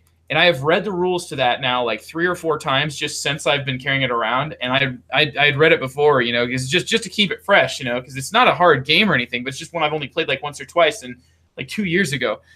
And I just realized like that's at the bottom. And like to what degree is El Grande never getting played? Because people look at it and they're like, well, that's at the bottom. I don't want to ask him about it. You know, it just would take too long. What an inconvenience. I don't want to have to. Oh, I figure my game types are more likely to get played if people don't look at them first. Mm-hmm. I think it's so funny. On Wednesday, I wanted to play Scythe because we talked about it earlier this week. Yeah, and my one of the guys I game with said, "Oh, he'd bring it," and I didn't realize this at the time because he got like he's blinged it out with everything available for it, and he like all the source stuff and all that. Yeah, he came like this. I was like, dude, your box grew. What happened? Did you water it? Because he had like the legendary box and all this stuff. And I felt bad because he was like walking into the house with it. I'm like, how many games did you bring? I said, well, I just brought the one. I'm like, oh my god.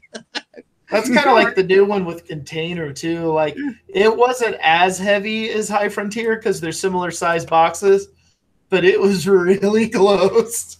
Yeah. Well, another question, like, do you think so when somebody walks in with a single game, does that send a stronger message of how much they want it played versus when somebody walks in with like a bag that obscures how many games they have, or if they just have multiple, if they just bring in multiple, or they bring in a whole box?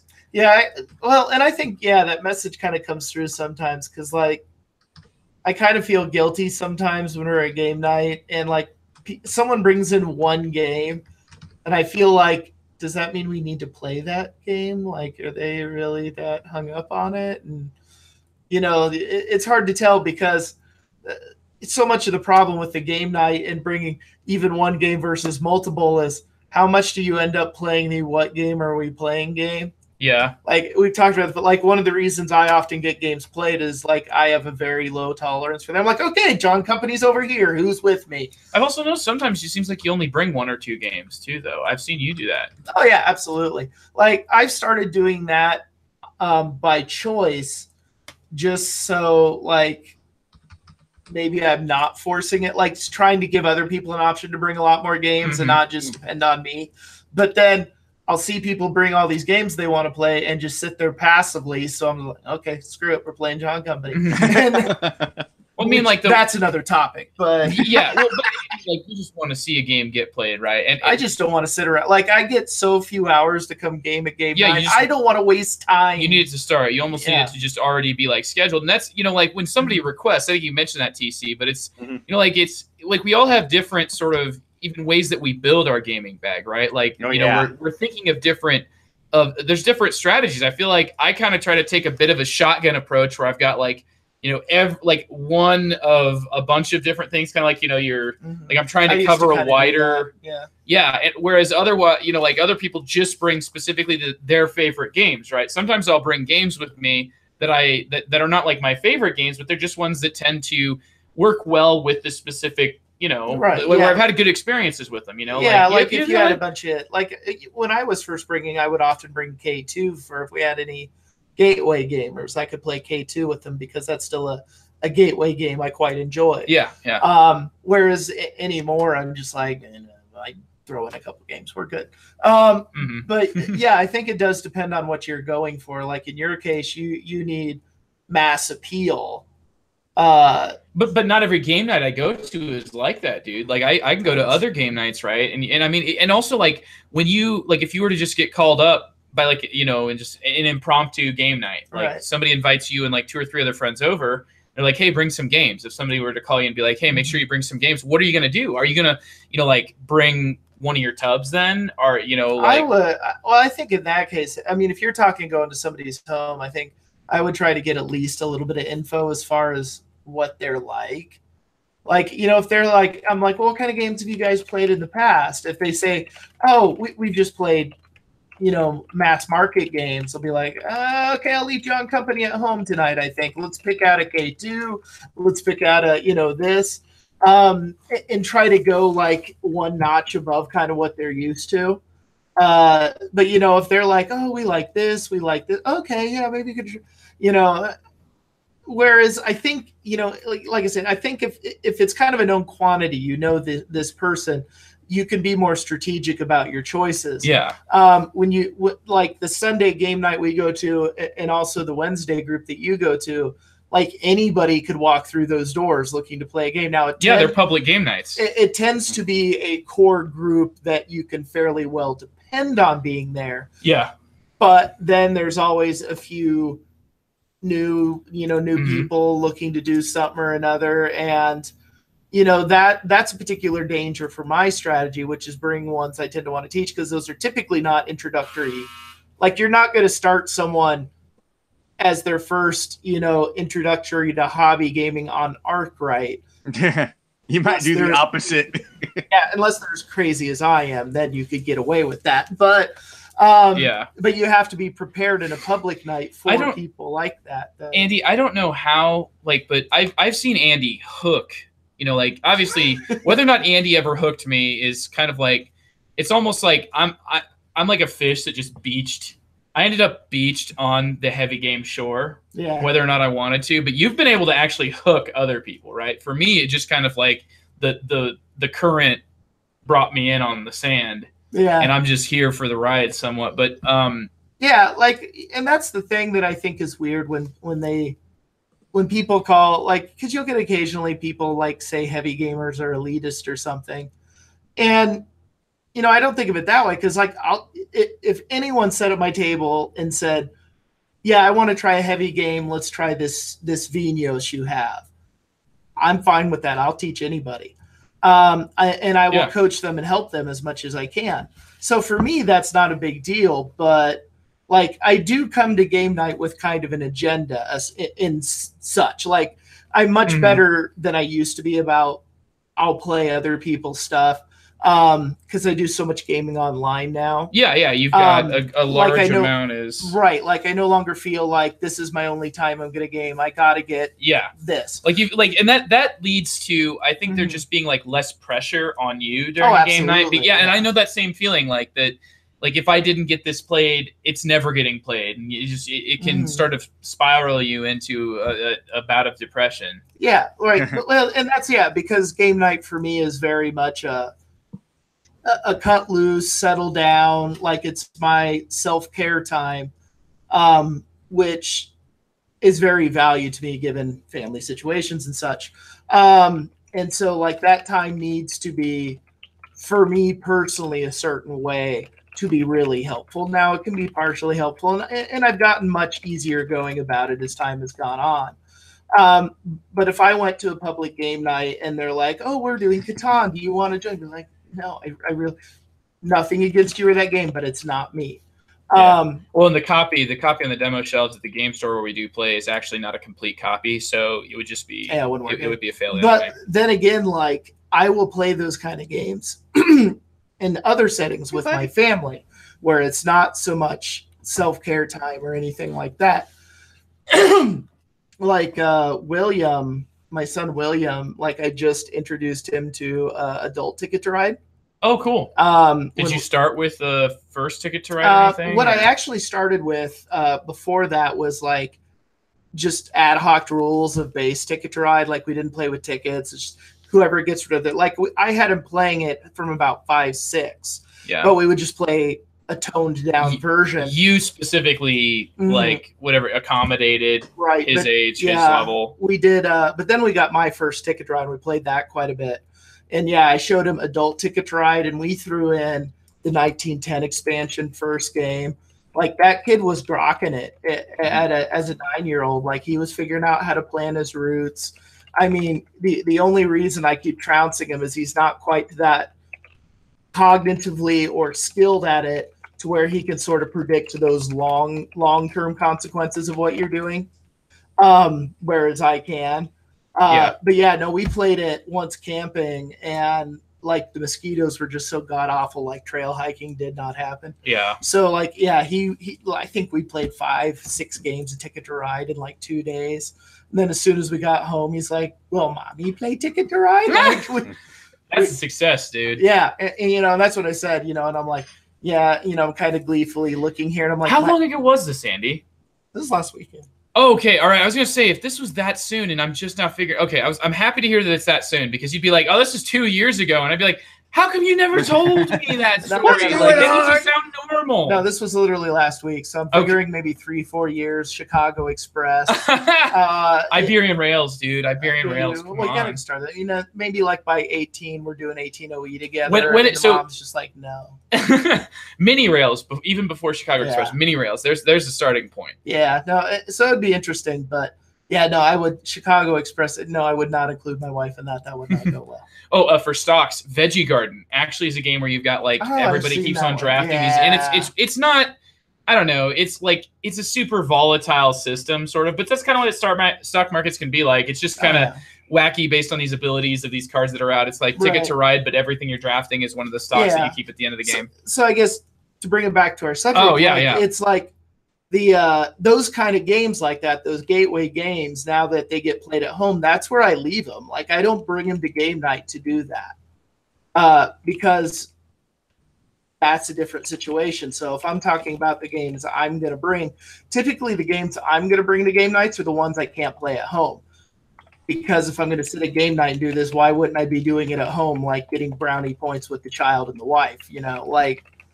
There's no point to me bringing Ticket to Ride to game night and playing that when I could just play that at home.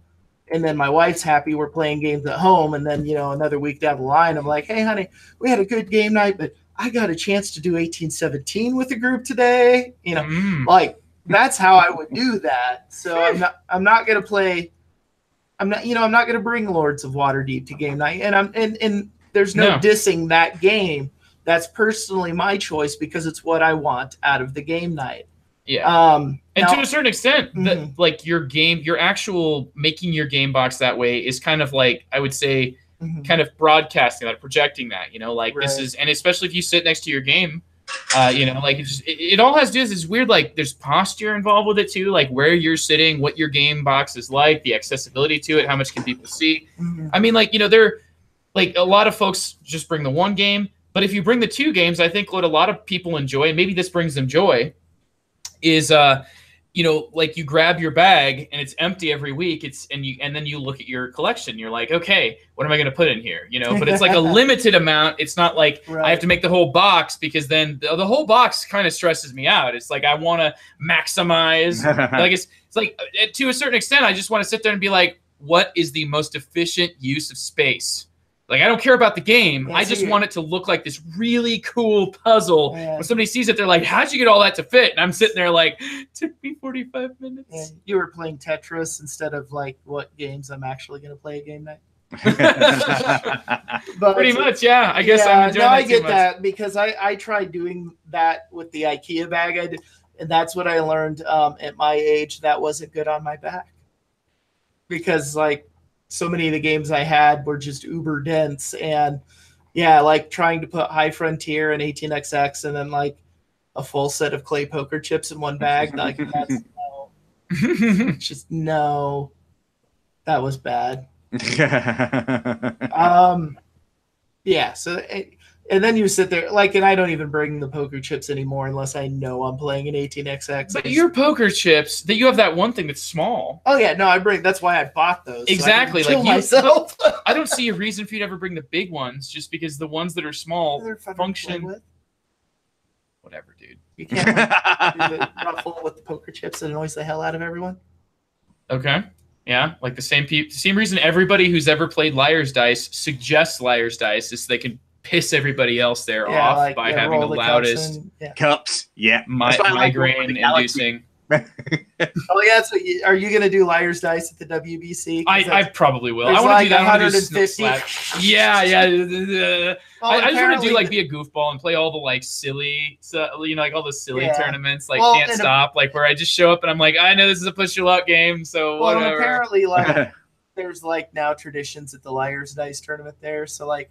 If you're the first one to go out, like everyone sings like, hey, goodbye, like on your way out the door. Dude, that's terrifying. No, you don't do that to people. It's like they raise them whenever they lose. Yeah. God, that's. And, what was it? Yeah, didn't they have like a Here I Stand tournament? Like you had to attend a 2-hour teaching session before your tournament time? Yeah, well, I mean, the whole idea. Not surprised me. Well, the entire convention is like 10 days long because it accommodates tournaments for games that take like a day to play a single game. Right. And so like that's who goes there like on the first of 10 days, right? Like its conclusion is when most people attend, right? That's when I'll be attending. I'll be attending from Wednesday to Sunday, and Joe's just gonna wear a T-shirt that says "No, I will not play Time of Crisis." That was like all over the place last year. I think I'm going to be competing officially in Splendor for mainly ironic value. Are you going to represent the podcast? Yes, that. I'm going to represent the podcast in the Splendor tournament, and I think If Trent was going, you should have just signed him up without his acceptance. Awesome. If I do win the Splendor tournament, and actually, you know what? I'm going to just right now assume I will win the Splendor tournament and preemptively dedicate my trophy and victory to Trent. Yes. The Trent. He's not here, and that's why this is great to do right now. Yes. But no, that is another thing. So if you're talking, since we started talking about conventions, like game bag for a convention. That's when it's more intense, dude, because it's like I have to, if I don't have it, the dang thing all around all day. So every single game, every single ounce, it's like when you ride a bike, an ounce in a difference is the difference between a bike that feels like you're zooming versus a bike that feels like it's crawling. And I feel like the same way with the game box, except I'm always making mine to the point where I'm encumbered. Well, yeah, that's my state during Gen Con. Will be encumbered the entire time. Oh yeah, well, it's because it matters. If you're like a hotel half an hour away, that's what it'll be like. Like, what are you gonna do? Like, if I'm running a High Frontier 3rd Edition game at 1. Do I really want to drive back to the hotel at lunch and drive back and miss all that time? Now, the intelligent answer to that is, of course, yes. But the realistic answer to that is, because at a convention, like especially Gen Con, I think so many people are just afraid of missing something.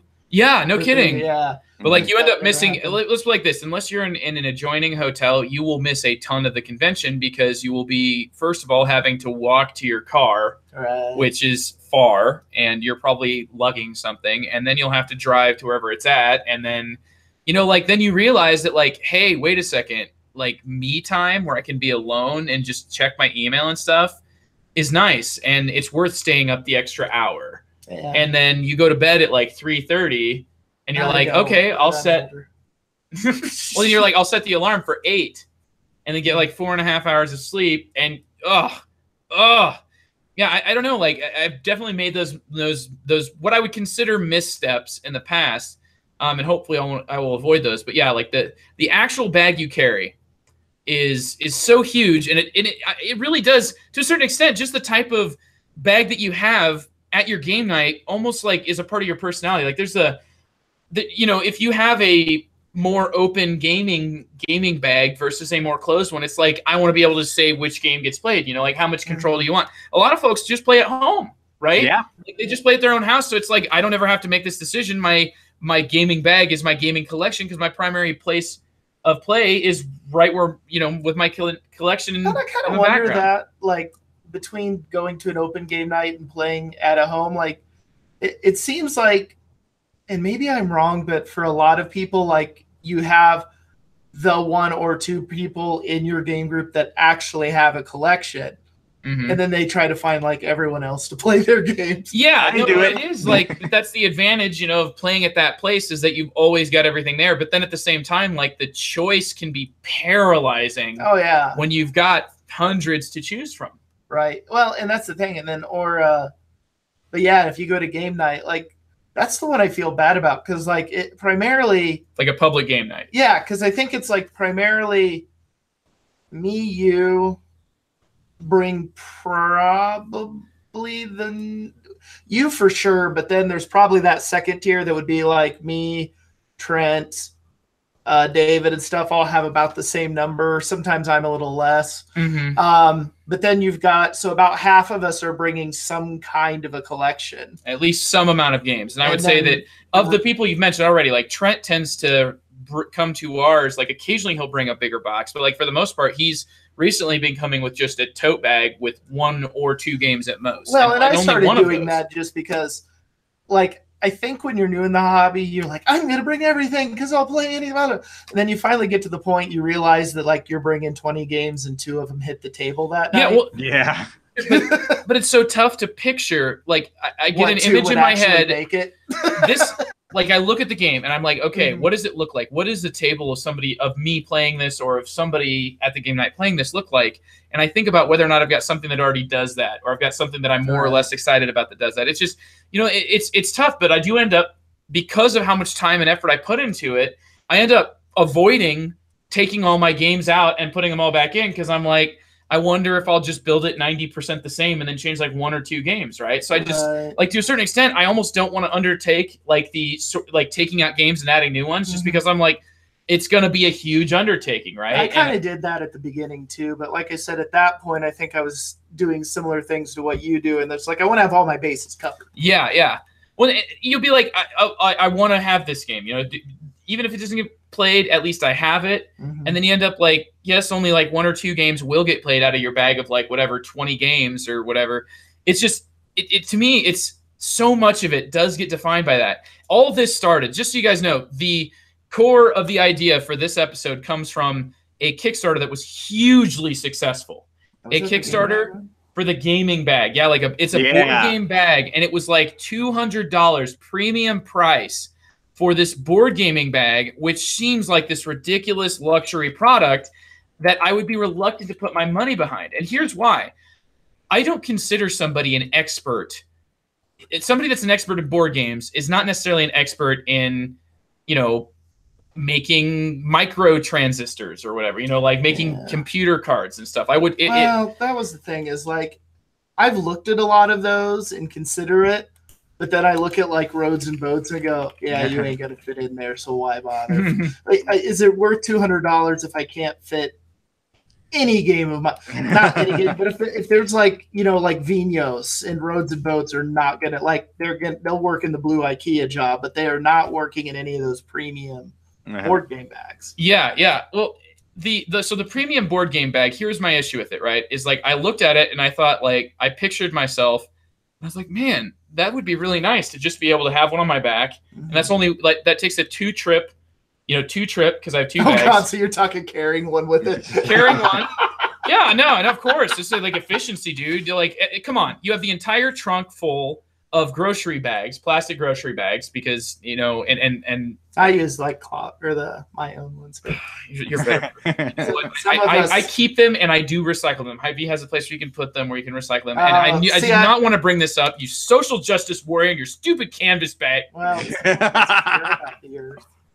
no, anyway, no, we get plastic too, because cats.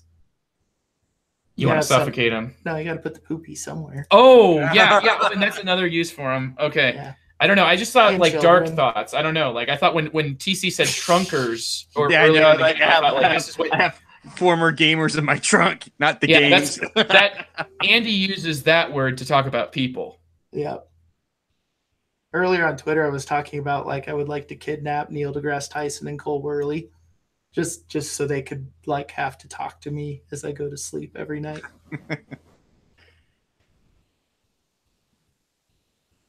Leader Games gave me permission as long as I pay a salary.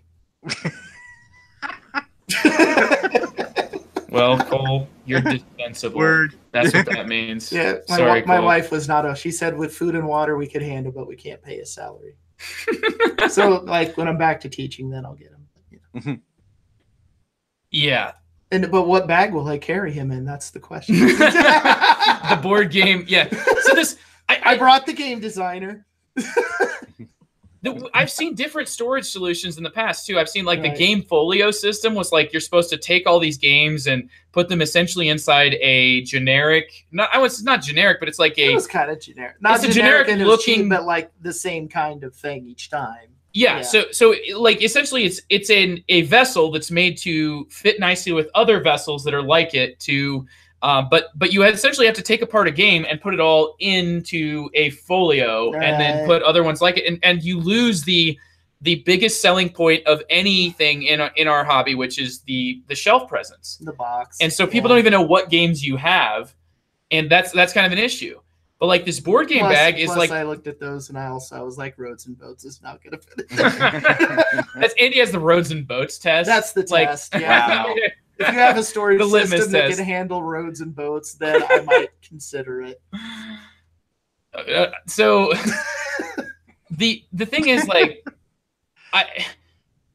essentially this board game backpack that people were willing to throw $150 and up for just a backpack was like essentially like the percussion, the percussion thing, except percussion's already a widely, like they're being sold all over the place, right? And they're being sold by people who actually like it's their profession. So there's going to be like different tiers of quality for percussion stuff, and so there's something that's affordable. Like there's a $20 bag that I've seen people use for a long time, and I've seen like some of them tear, but it's like when they tear, buy another $20 bag, right? You can buy 6 of these $20 bags and still save money on this one board gaming backpack. That's how long this thing has to last. And aside from like the straps on it, like everything else on it, like the little compartments and all this other stuff was just like it's like no, the biggest thing that matters, and they did seem to do it right, is like that it has this sort of square, roughly rectangular.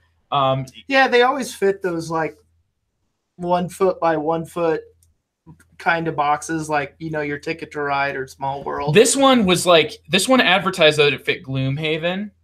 Like if you like tip it on its side. Yeah, it had to be tipped up on its side. But but it's like a traditional backpack. But when I saw somebody like wearing this, the big thing that went through my head was like the thing that's going to go on this backpack is not the material. The material can be like Teflon or whatever, but it's always going to be the seams. Because those seams are like, you'll get like a zipper that breaks and that's, or a zipper just gets off track or something. I mean, there's so many elements here. And I guess that I'm a bit distrustful, like this seemed like it was great, but like to throw $800,000 when I looked at it, it very easily could have made $1 million.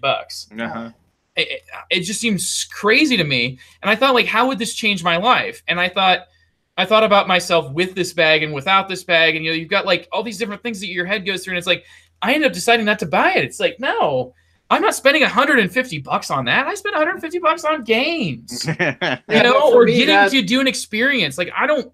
Yeah, for me, 150 is like a game. Single game. I could. With TC, you could buy 50 games for that because you go and find like the Stop Thief from the Goodwill.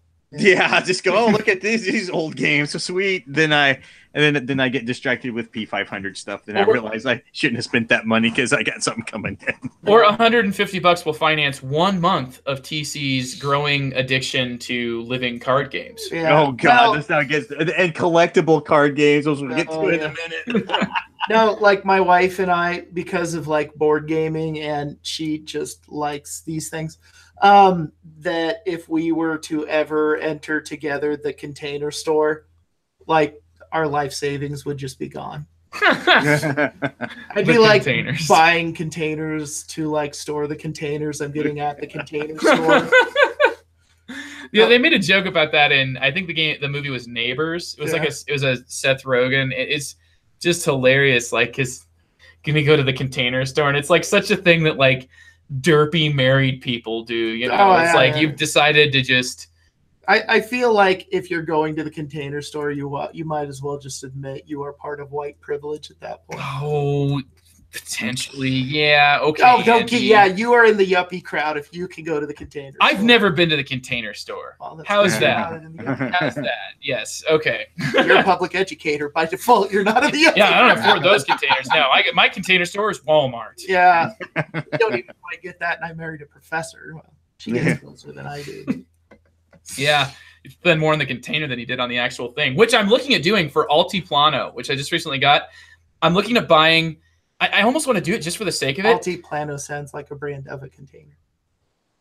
Plano. Oh, the Altiplano. It's their high end. Yes, it's the high end Plano containers. Yeah, nice. I like it. you know what I want to do with it? Make my copy of Altiplano high end because so it's tokens, like circular tokens. You got to put them in a bag, shuffle them around, draw them out, and they have a tendency to separate in the middle, like the cardboard. You know, like there's like the sticker on both sides, and that cardboard in the middle is not like you can kind of see gaps in it. Yeah. I could when I was punching it. It was rough. It's like the glue wasn't strong enough or something. And I've seen people say like works. Originally Renegade. no. It's Renegade now, Renegade. but it was originally the DIP or DLP, something like that. It's the company that put out like 504, I think. Yeah. Okay. So, but what's oh no what? Andy derailed me. The train gamer derailed me. Where's my head at? Okay, so Altiplano, you can sleeve the game, quote unquote, sleeve the game with coin protectors. Like That's what I did with my collection. Arkham Horror coins. My Arkham Horror, I put like quarter coin. That is plastic hilarious. Oh man, that's so funny. Like to be protecting a game component with that, like that's fantastic. Well, we had to do it because our tokens in that game, we were playing it so much they were falling apart. Oh, they did that too with Forbidden Stars. Yeah. The heavy cardboard stream is they had little discs and they put them in there. Yeah. Because like the discs, I think it was because of camera stuff, like they were easier to see. But yeah, like you could do that kind of. I feel like if I went to the Container Store, it'd be like one of those things that was just like, I never knew I needed all of this. Like Hobby Lobby's bad enough as a print and play game. Oh. And I don't even like Hobby Lobby as a business model. They're just the only ones that have the card stock I like. Yeah, no, they just cover everything. So Yeah. I think we've gotten to the core of like just how so much of our hobby can be characterized by like, you know, like what we actually experience has been like decided by the vessel that we were bringing our games in long before. Well, and that ought to tell you, if anything, that board gaming is becoming a much more mainstream hobby. If you can even afford to think about storage measures, of getting, like if you've hit that mark, then that, you know, if there's enough money that you could make a, what do you want, like elite board game bag? Yeah. If you can make a business out of giving, building game tables just for board gamers, not pool tables and stuff, or these packing methods, like, yeah, you're kind of hitting to where board gaming's becoming mainstream at that point. If you can, if you start to get these premium products as actually a viable business model. Andy, you just need to start something that'll make it weird. And here is specifically it. And I really want to see you do this next week, Andy. I have the idea for you that's going to help you to keep it weird, because I know that you like things to be quirky, unique, and if it's mainstream, you can't do it anymore. Yeah. So what you should do is go out and buy one of those like body wraps that are made to keep an infant child. Oh, like put in a game thing like in front of you. Yeah. Okay. Yeah. Okay. And you could do this one of two ways. I suggest getting them both so that way you have it. But the first way I can think of would be the actual like fastening the board game to your, like, make it a part of your physical person. Oh yeah. And you could even pretend like you're hiding it a little bit. You know, you can joke about that. So like, I have to use 4X for this. Don't let Justin Timberlake see you do this though, because he might put something else in the box. You know those game bags, if you do like, chop up the buddy right, you can fit someone in there. Andy, I don't know how far you're gonna go with this, dude. Yeah, like I swear, I really the person you person put in real life. Yeah, you know what you could do? You could make a human version of junk art. You just have people stack body parts. Yeah, like shellac them after you cut off the arm. So yeah, that'd work fine. Okay, I think you're getting a different like enjoyment out of this. Like I'm playing with the idea, and you keep, I feel like, going away. Like you're going somewhere in your head. Yeah. So the second way is you could just put your board game on a leash, but like, make it so that, kind of like a child, and you can drag it behind you. And then it looks like, the young kid that has the package of books that has the little button on the top, and then you're kind of like, or was it the one Shut Up and Sit Down, when they like slingshotted a box out of the second story window? Nice. Oh, was it a Vasco da Gama game? No. It was, I forget what game it was, but it was it might have been Infamy or something. I don't know. But anyway, it was like, yeah, Paul came in and he's like, oh, what are you doing there? And he's like, it's our review for Infamy. And he just shot it out of the park. Nice. I don't know. I don't want to laugh. I don't want to laugh if he's saying the game's terrible. I want to laugh because I think that's an interesting thing for them to do, you know? Yeah. Because, like, you know, I've seen it before. I laughed at the Vasco da Gama, and then I play Vasco da Gama, and I'm very uncomfortable with what I need treatment. to do is somehow, like, get boxes of all my favorite games and just, like, tile them across the wall for decoration. What I'd like to do, Andy, is to get, like, a print and play box of, like, a game that you would love, like a game that would cost, like, $200, like an all-aboard game, and just get the box. And then like make a video of me like hitting it with a baseball bat. Is this like those fake Christmas present boxes? Yeah, like one of those. Yeah. But you wouldn't know. Like you put the box in and you give it to me, and like inside are Splendor components. Yes, the print and play box. Like, I'm sorry, Andy, I couldn't. I just had that box laying around, but yeah, inside it's like love letter. I know it was 1817, but I had an extra box. I was reusing it, you know. Now you can put like a box within the box within the box within the box to the nesting child of boxes. Yes. Oh God, we did that to my daughter because we got her tickets for like a One Direction concert. Yeah. And my wife went from like 2 foot by 2 foot down to this. Yep. And there was no extra space. It was literally layered. Like it took her 3 hours to get down there. How long did it take her to make that thing? Jeez. Oh, she individually wrapped every box. Yeah. I know. And then the tickets was all duct taped. Yeah. This is one of the duct tape. Yeah, like around the final box, there's duct tape around it. So that's horrible. Like duct tape sucks to take off of something. This is the only few times my wife has been more evil than me. When your wife applies herself to making something like that, like you were talking about the geocaching. Oh yeah, with the Rubik's Cube. Yeah, she has one. Like respect the level she takes it. Oh to. No. Yeah, no, the one she's not reasonable at all. Doing now. Yeah.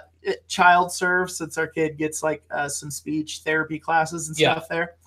She has a Mr. Rogers themed cache that she got them to agree with.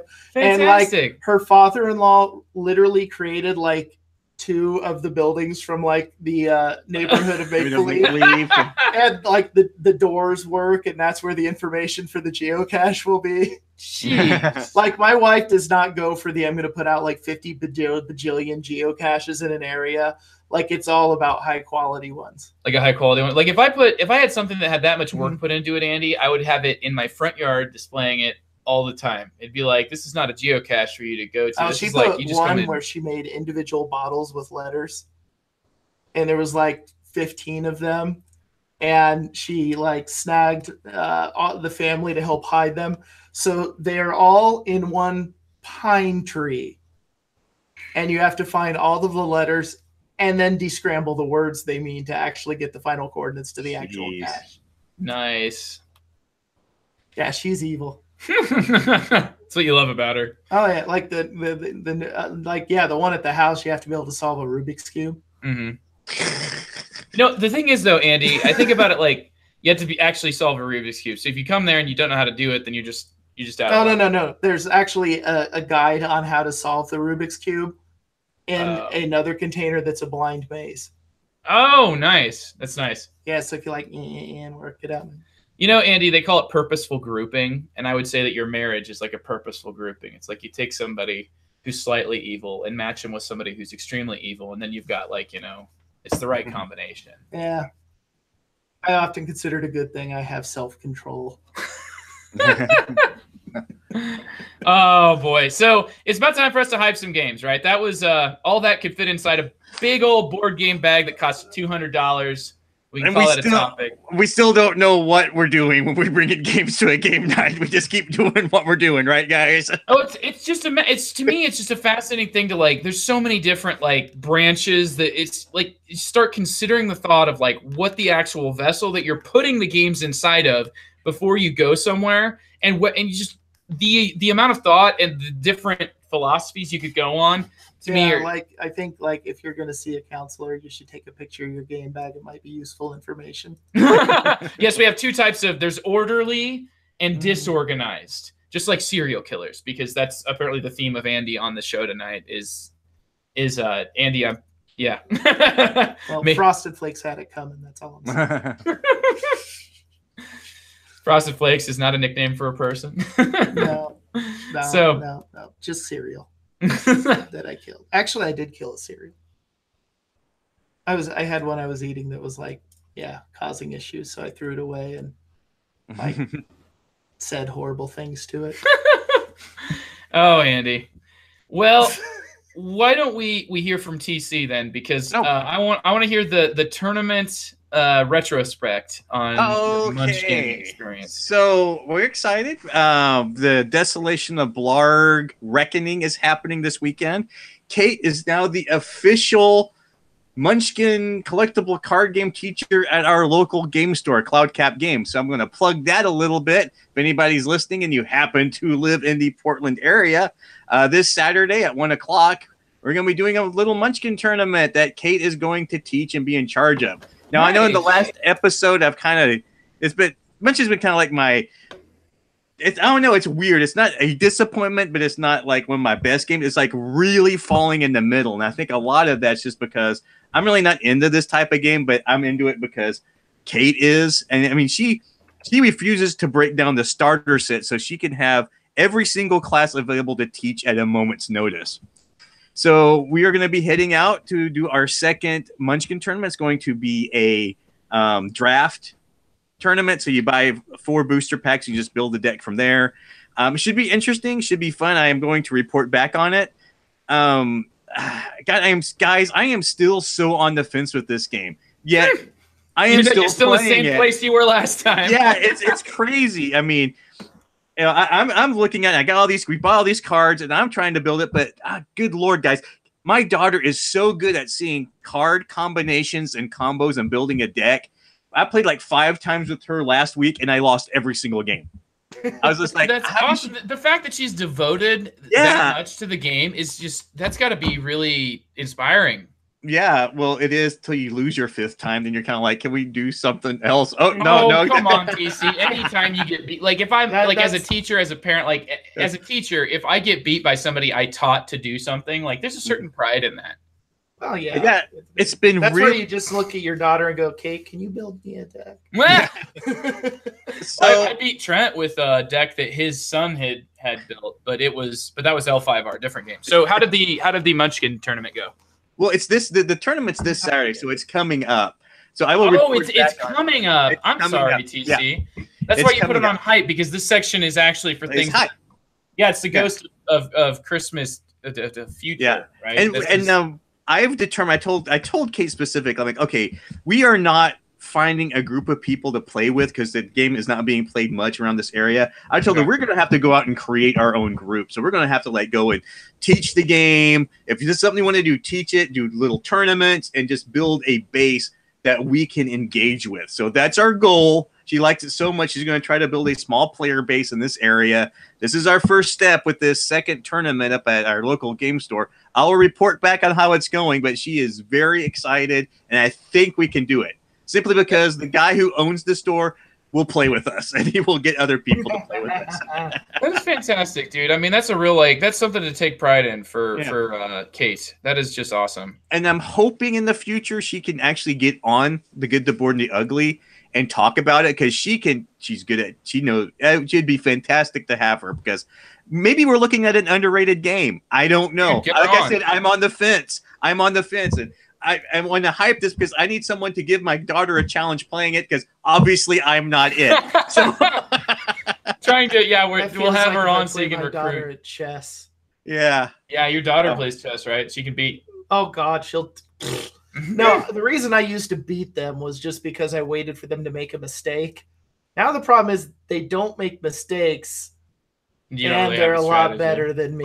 But something Kate wants to do is she actually wants to buy you guys a starter set and have you play it when we talk about it.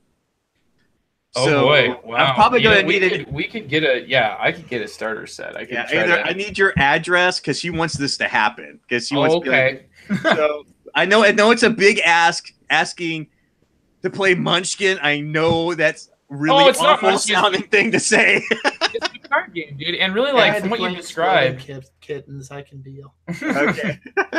No, I'd try this one. Yeah, and you don't even need to mail me one, TC. We can we'll see what we can work out. But anyway, yeah, that's really cool. They're like the starter sets are like I think they're $14 or $15 for a starter set. No, they're cheap, dude. Yeah, it's fine. But she said, like, she was like, I'll give them a copy of my starter set. I'll buy them. I'm like, no, I'll talk to them. But she really would like to talk about this game, and we're going to try to build a base up. So that's my hype.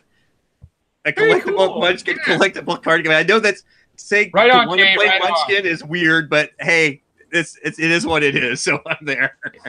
Very, very cool. All right, I'll go ahead and take the hype train from TC. The hype torch, and it will be going to ancient Egypt because I am just so pumped for the upcoming expansion to Kemet. It's called Kemet Seth, and Seth is a god in the Egyptian god of the underworld, right? Yes. Yeah. And so the way he functions in the game is actually it's like a 1 versus all game now, where like the Seth player is on his own and has his own like it's such a that they'd about have to do something like that to change it up from what it kind of goes with now. So there's different tiers that are just for the Seth player. And so because they've already expanded with the previous expansion was like a bunch of little stuff, right? It was like modular. Like it expanded from 3 to 4 different pyramids where you could, like it's essentially a whole different tech tree that you can pursue. I really like the expansion. We played with the expansion when we played this game real recently in the last week. I like it. Like I could probably like give or take the extra board component of it, but like it's fine. Yeah. That extra board component though is what like it was leading to so many battles. Like our game was ridiculous. We said we were going to play the 8-point intro game, and it ended up ending with a 10 point. So I mean, like it was a standard level. Yeah, because you can bring your priests out with special powers. Yes, and I really have just like that. The way that juices up the movement that you're going to be taking every round anyway, because you pretty much have to take a movement action in Kemet. Like it's the way that the pyramid thing works. But I'm really excited to try playing as like the 1 versus all. So you're like, all 5 other players are trying to beat you. Be especially good if you're introducing like a bunch of new people and you're the experienced one. Be like, I'm going to take the 1 and you guys try to take me down. And I can see where that would really shine maybe in that situation. Yeah, you'd be more of almost a GM at that level. Yeah. And it really is kind of like Kemet is kind of like the GM role. Right. So, but Seth is. And I've just been really, I think it's cool that they're releasing the tiles from the expansion like one at a time, like trying to build up kind of the hype train on the BGG page. Like they'll reveal the artwork and get people to guess at what it actually does. But it's pretty exciting. I mean, it's some of the effects and stuff look really cool, and it's a purple pyramid, Andy, which is your colors. So, and they're saying that you can play with that purple one and play it as a regular color, but it's like you have to sort of adapt all the rules. It's not made to work with the regular game. That's like the one thing I almost wish they would do with Kemet is just like add in like 2 or 3 more colors, just so there would be like real differences. And to where it's not, because in the base game you basically had to go. I mean, there's certain combinations. You're either going to go blue, white, or red, white. Yeah, exactly. That's it. Really, it's blue, white, or red, white because everybody needs to compete over the economic things, which is white. And then do you want to be turtley or do you want to be attacky? And like I felt that was always better than even doing one of each. Like because you're going to really follow one path over another one probably anyway. And with the expansion, though, black is the one that competes with white. So in the in the first one, you at least had either red or blue. Now with the expansion, the first expansion, Toss Seti, it adds some other stuff that's like a black and white are kind of interchangeable in the game. So you threw another economic 2 or 3 in there, it would get things real interesting, I think. But then it would probably be hard to balance everything.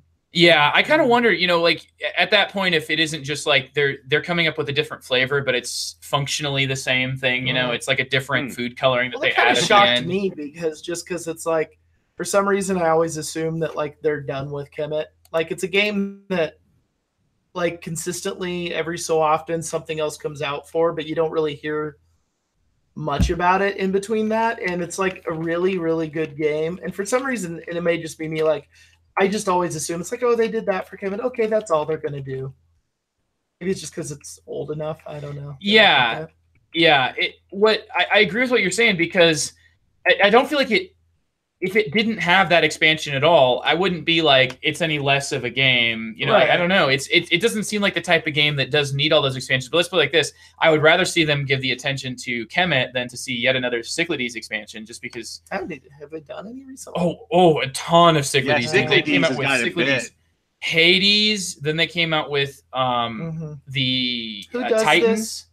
It's Madigo. Madigo? So Okay, essentially, it's the same. It's what is it? Oh. Asmodee. It was one of the first Asmodee companies that I was familiar with. Madigo. Okay, so it's not like a company I normally pay much attention to. Is probably why I'm missing it. Not degrading them. Oh, just no. I honestly, get what you're don't saying. spend it. Yeah. Yes. No. Cyclades. It came out prior to It was Kemet out as before well, Kemet. but it had Hades, which was kind of like the Tassetti a little bit. I mean, just kind of like more, the more stuff, like an extra added god and whatnot, and it works different.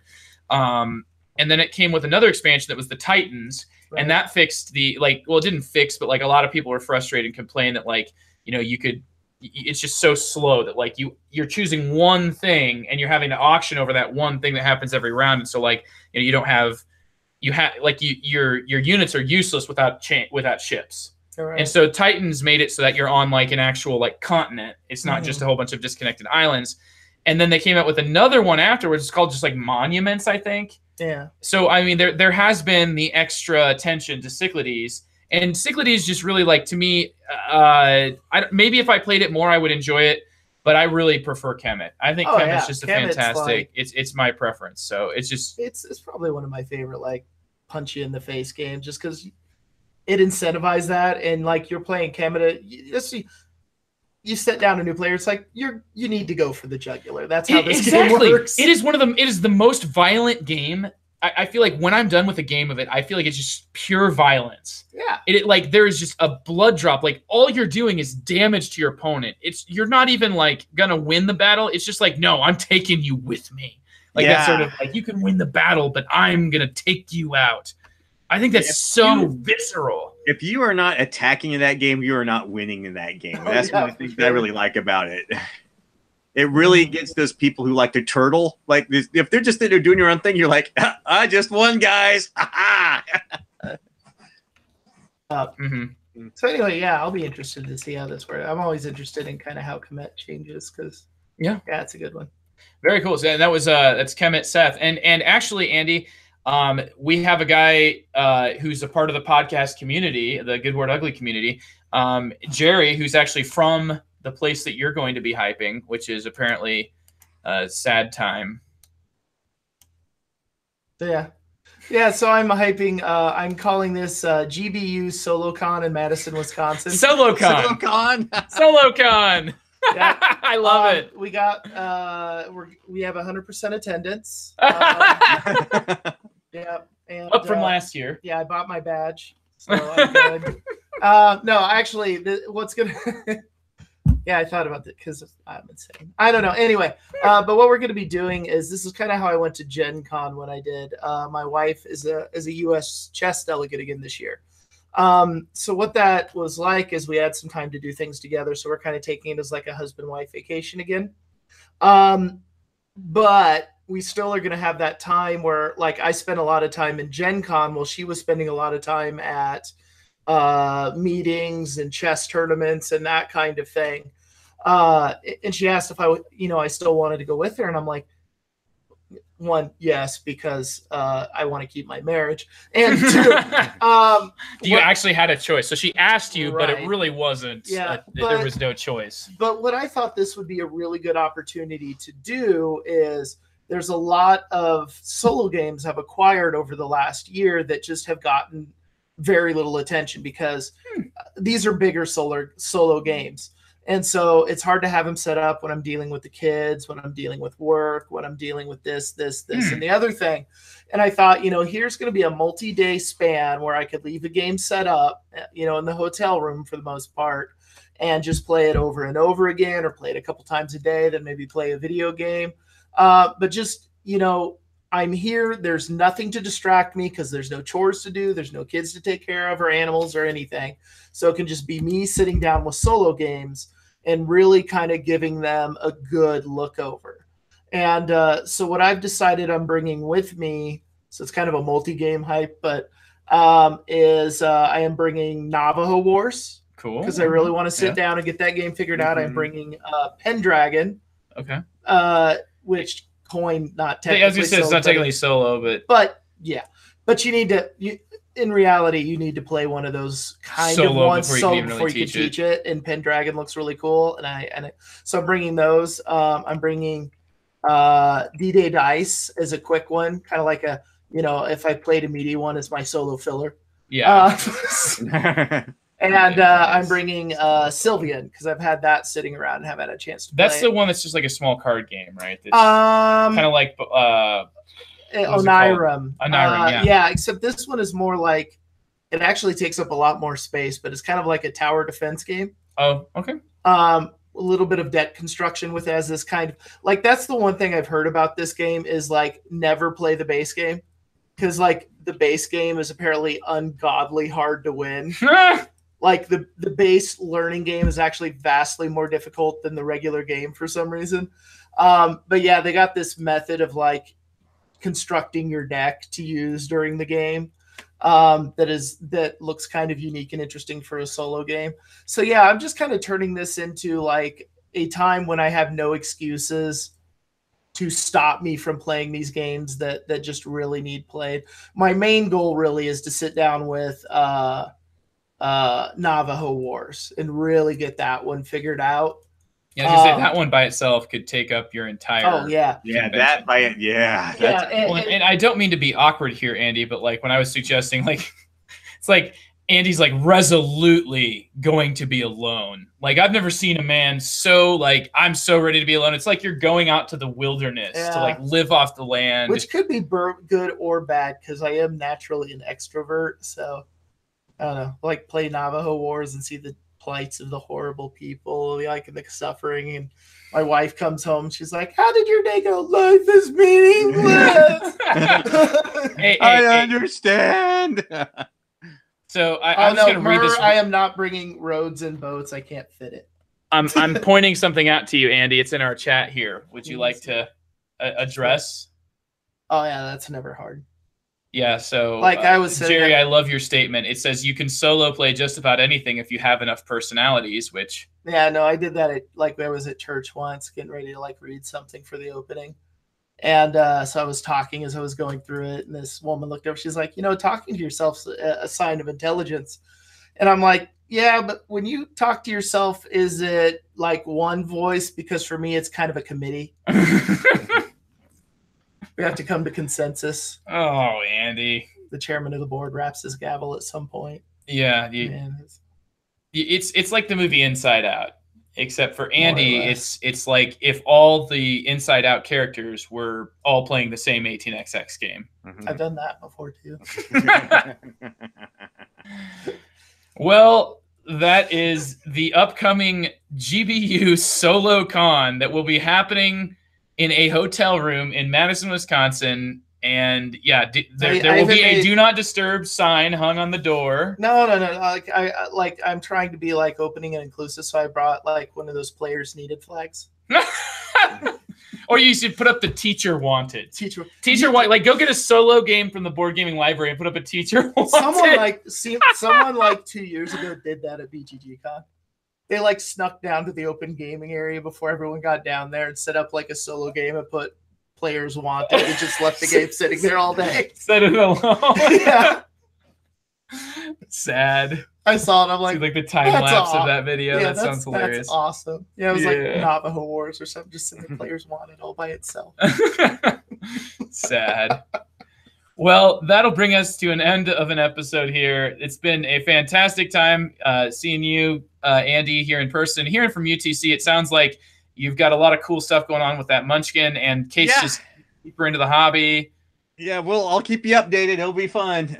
Very, very cool. Yeah. So take care, everybody. It's been great seeing everybody in our chat here. Jerry, Paul, Murr, Norm, who's been in and out.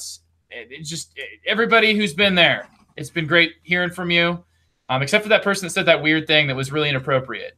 Not you, just, but I gave you attention, which is what you're not supposed to. Anyway, that's this episode of The Good, the Bad, and the Ugly. Yeah, Andy is. I'm your host, Joe Stalin. been joined by Andy Dennison and TC Reed. And thank you for tuning in for this episode of The Good, the Board, and the Ugly. Have a great week of gaming, and we will catch you next week on The Good, the Board, and the Ugly. Bye, everybody. Bye.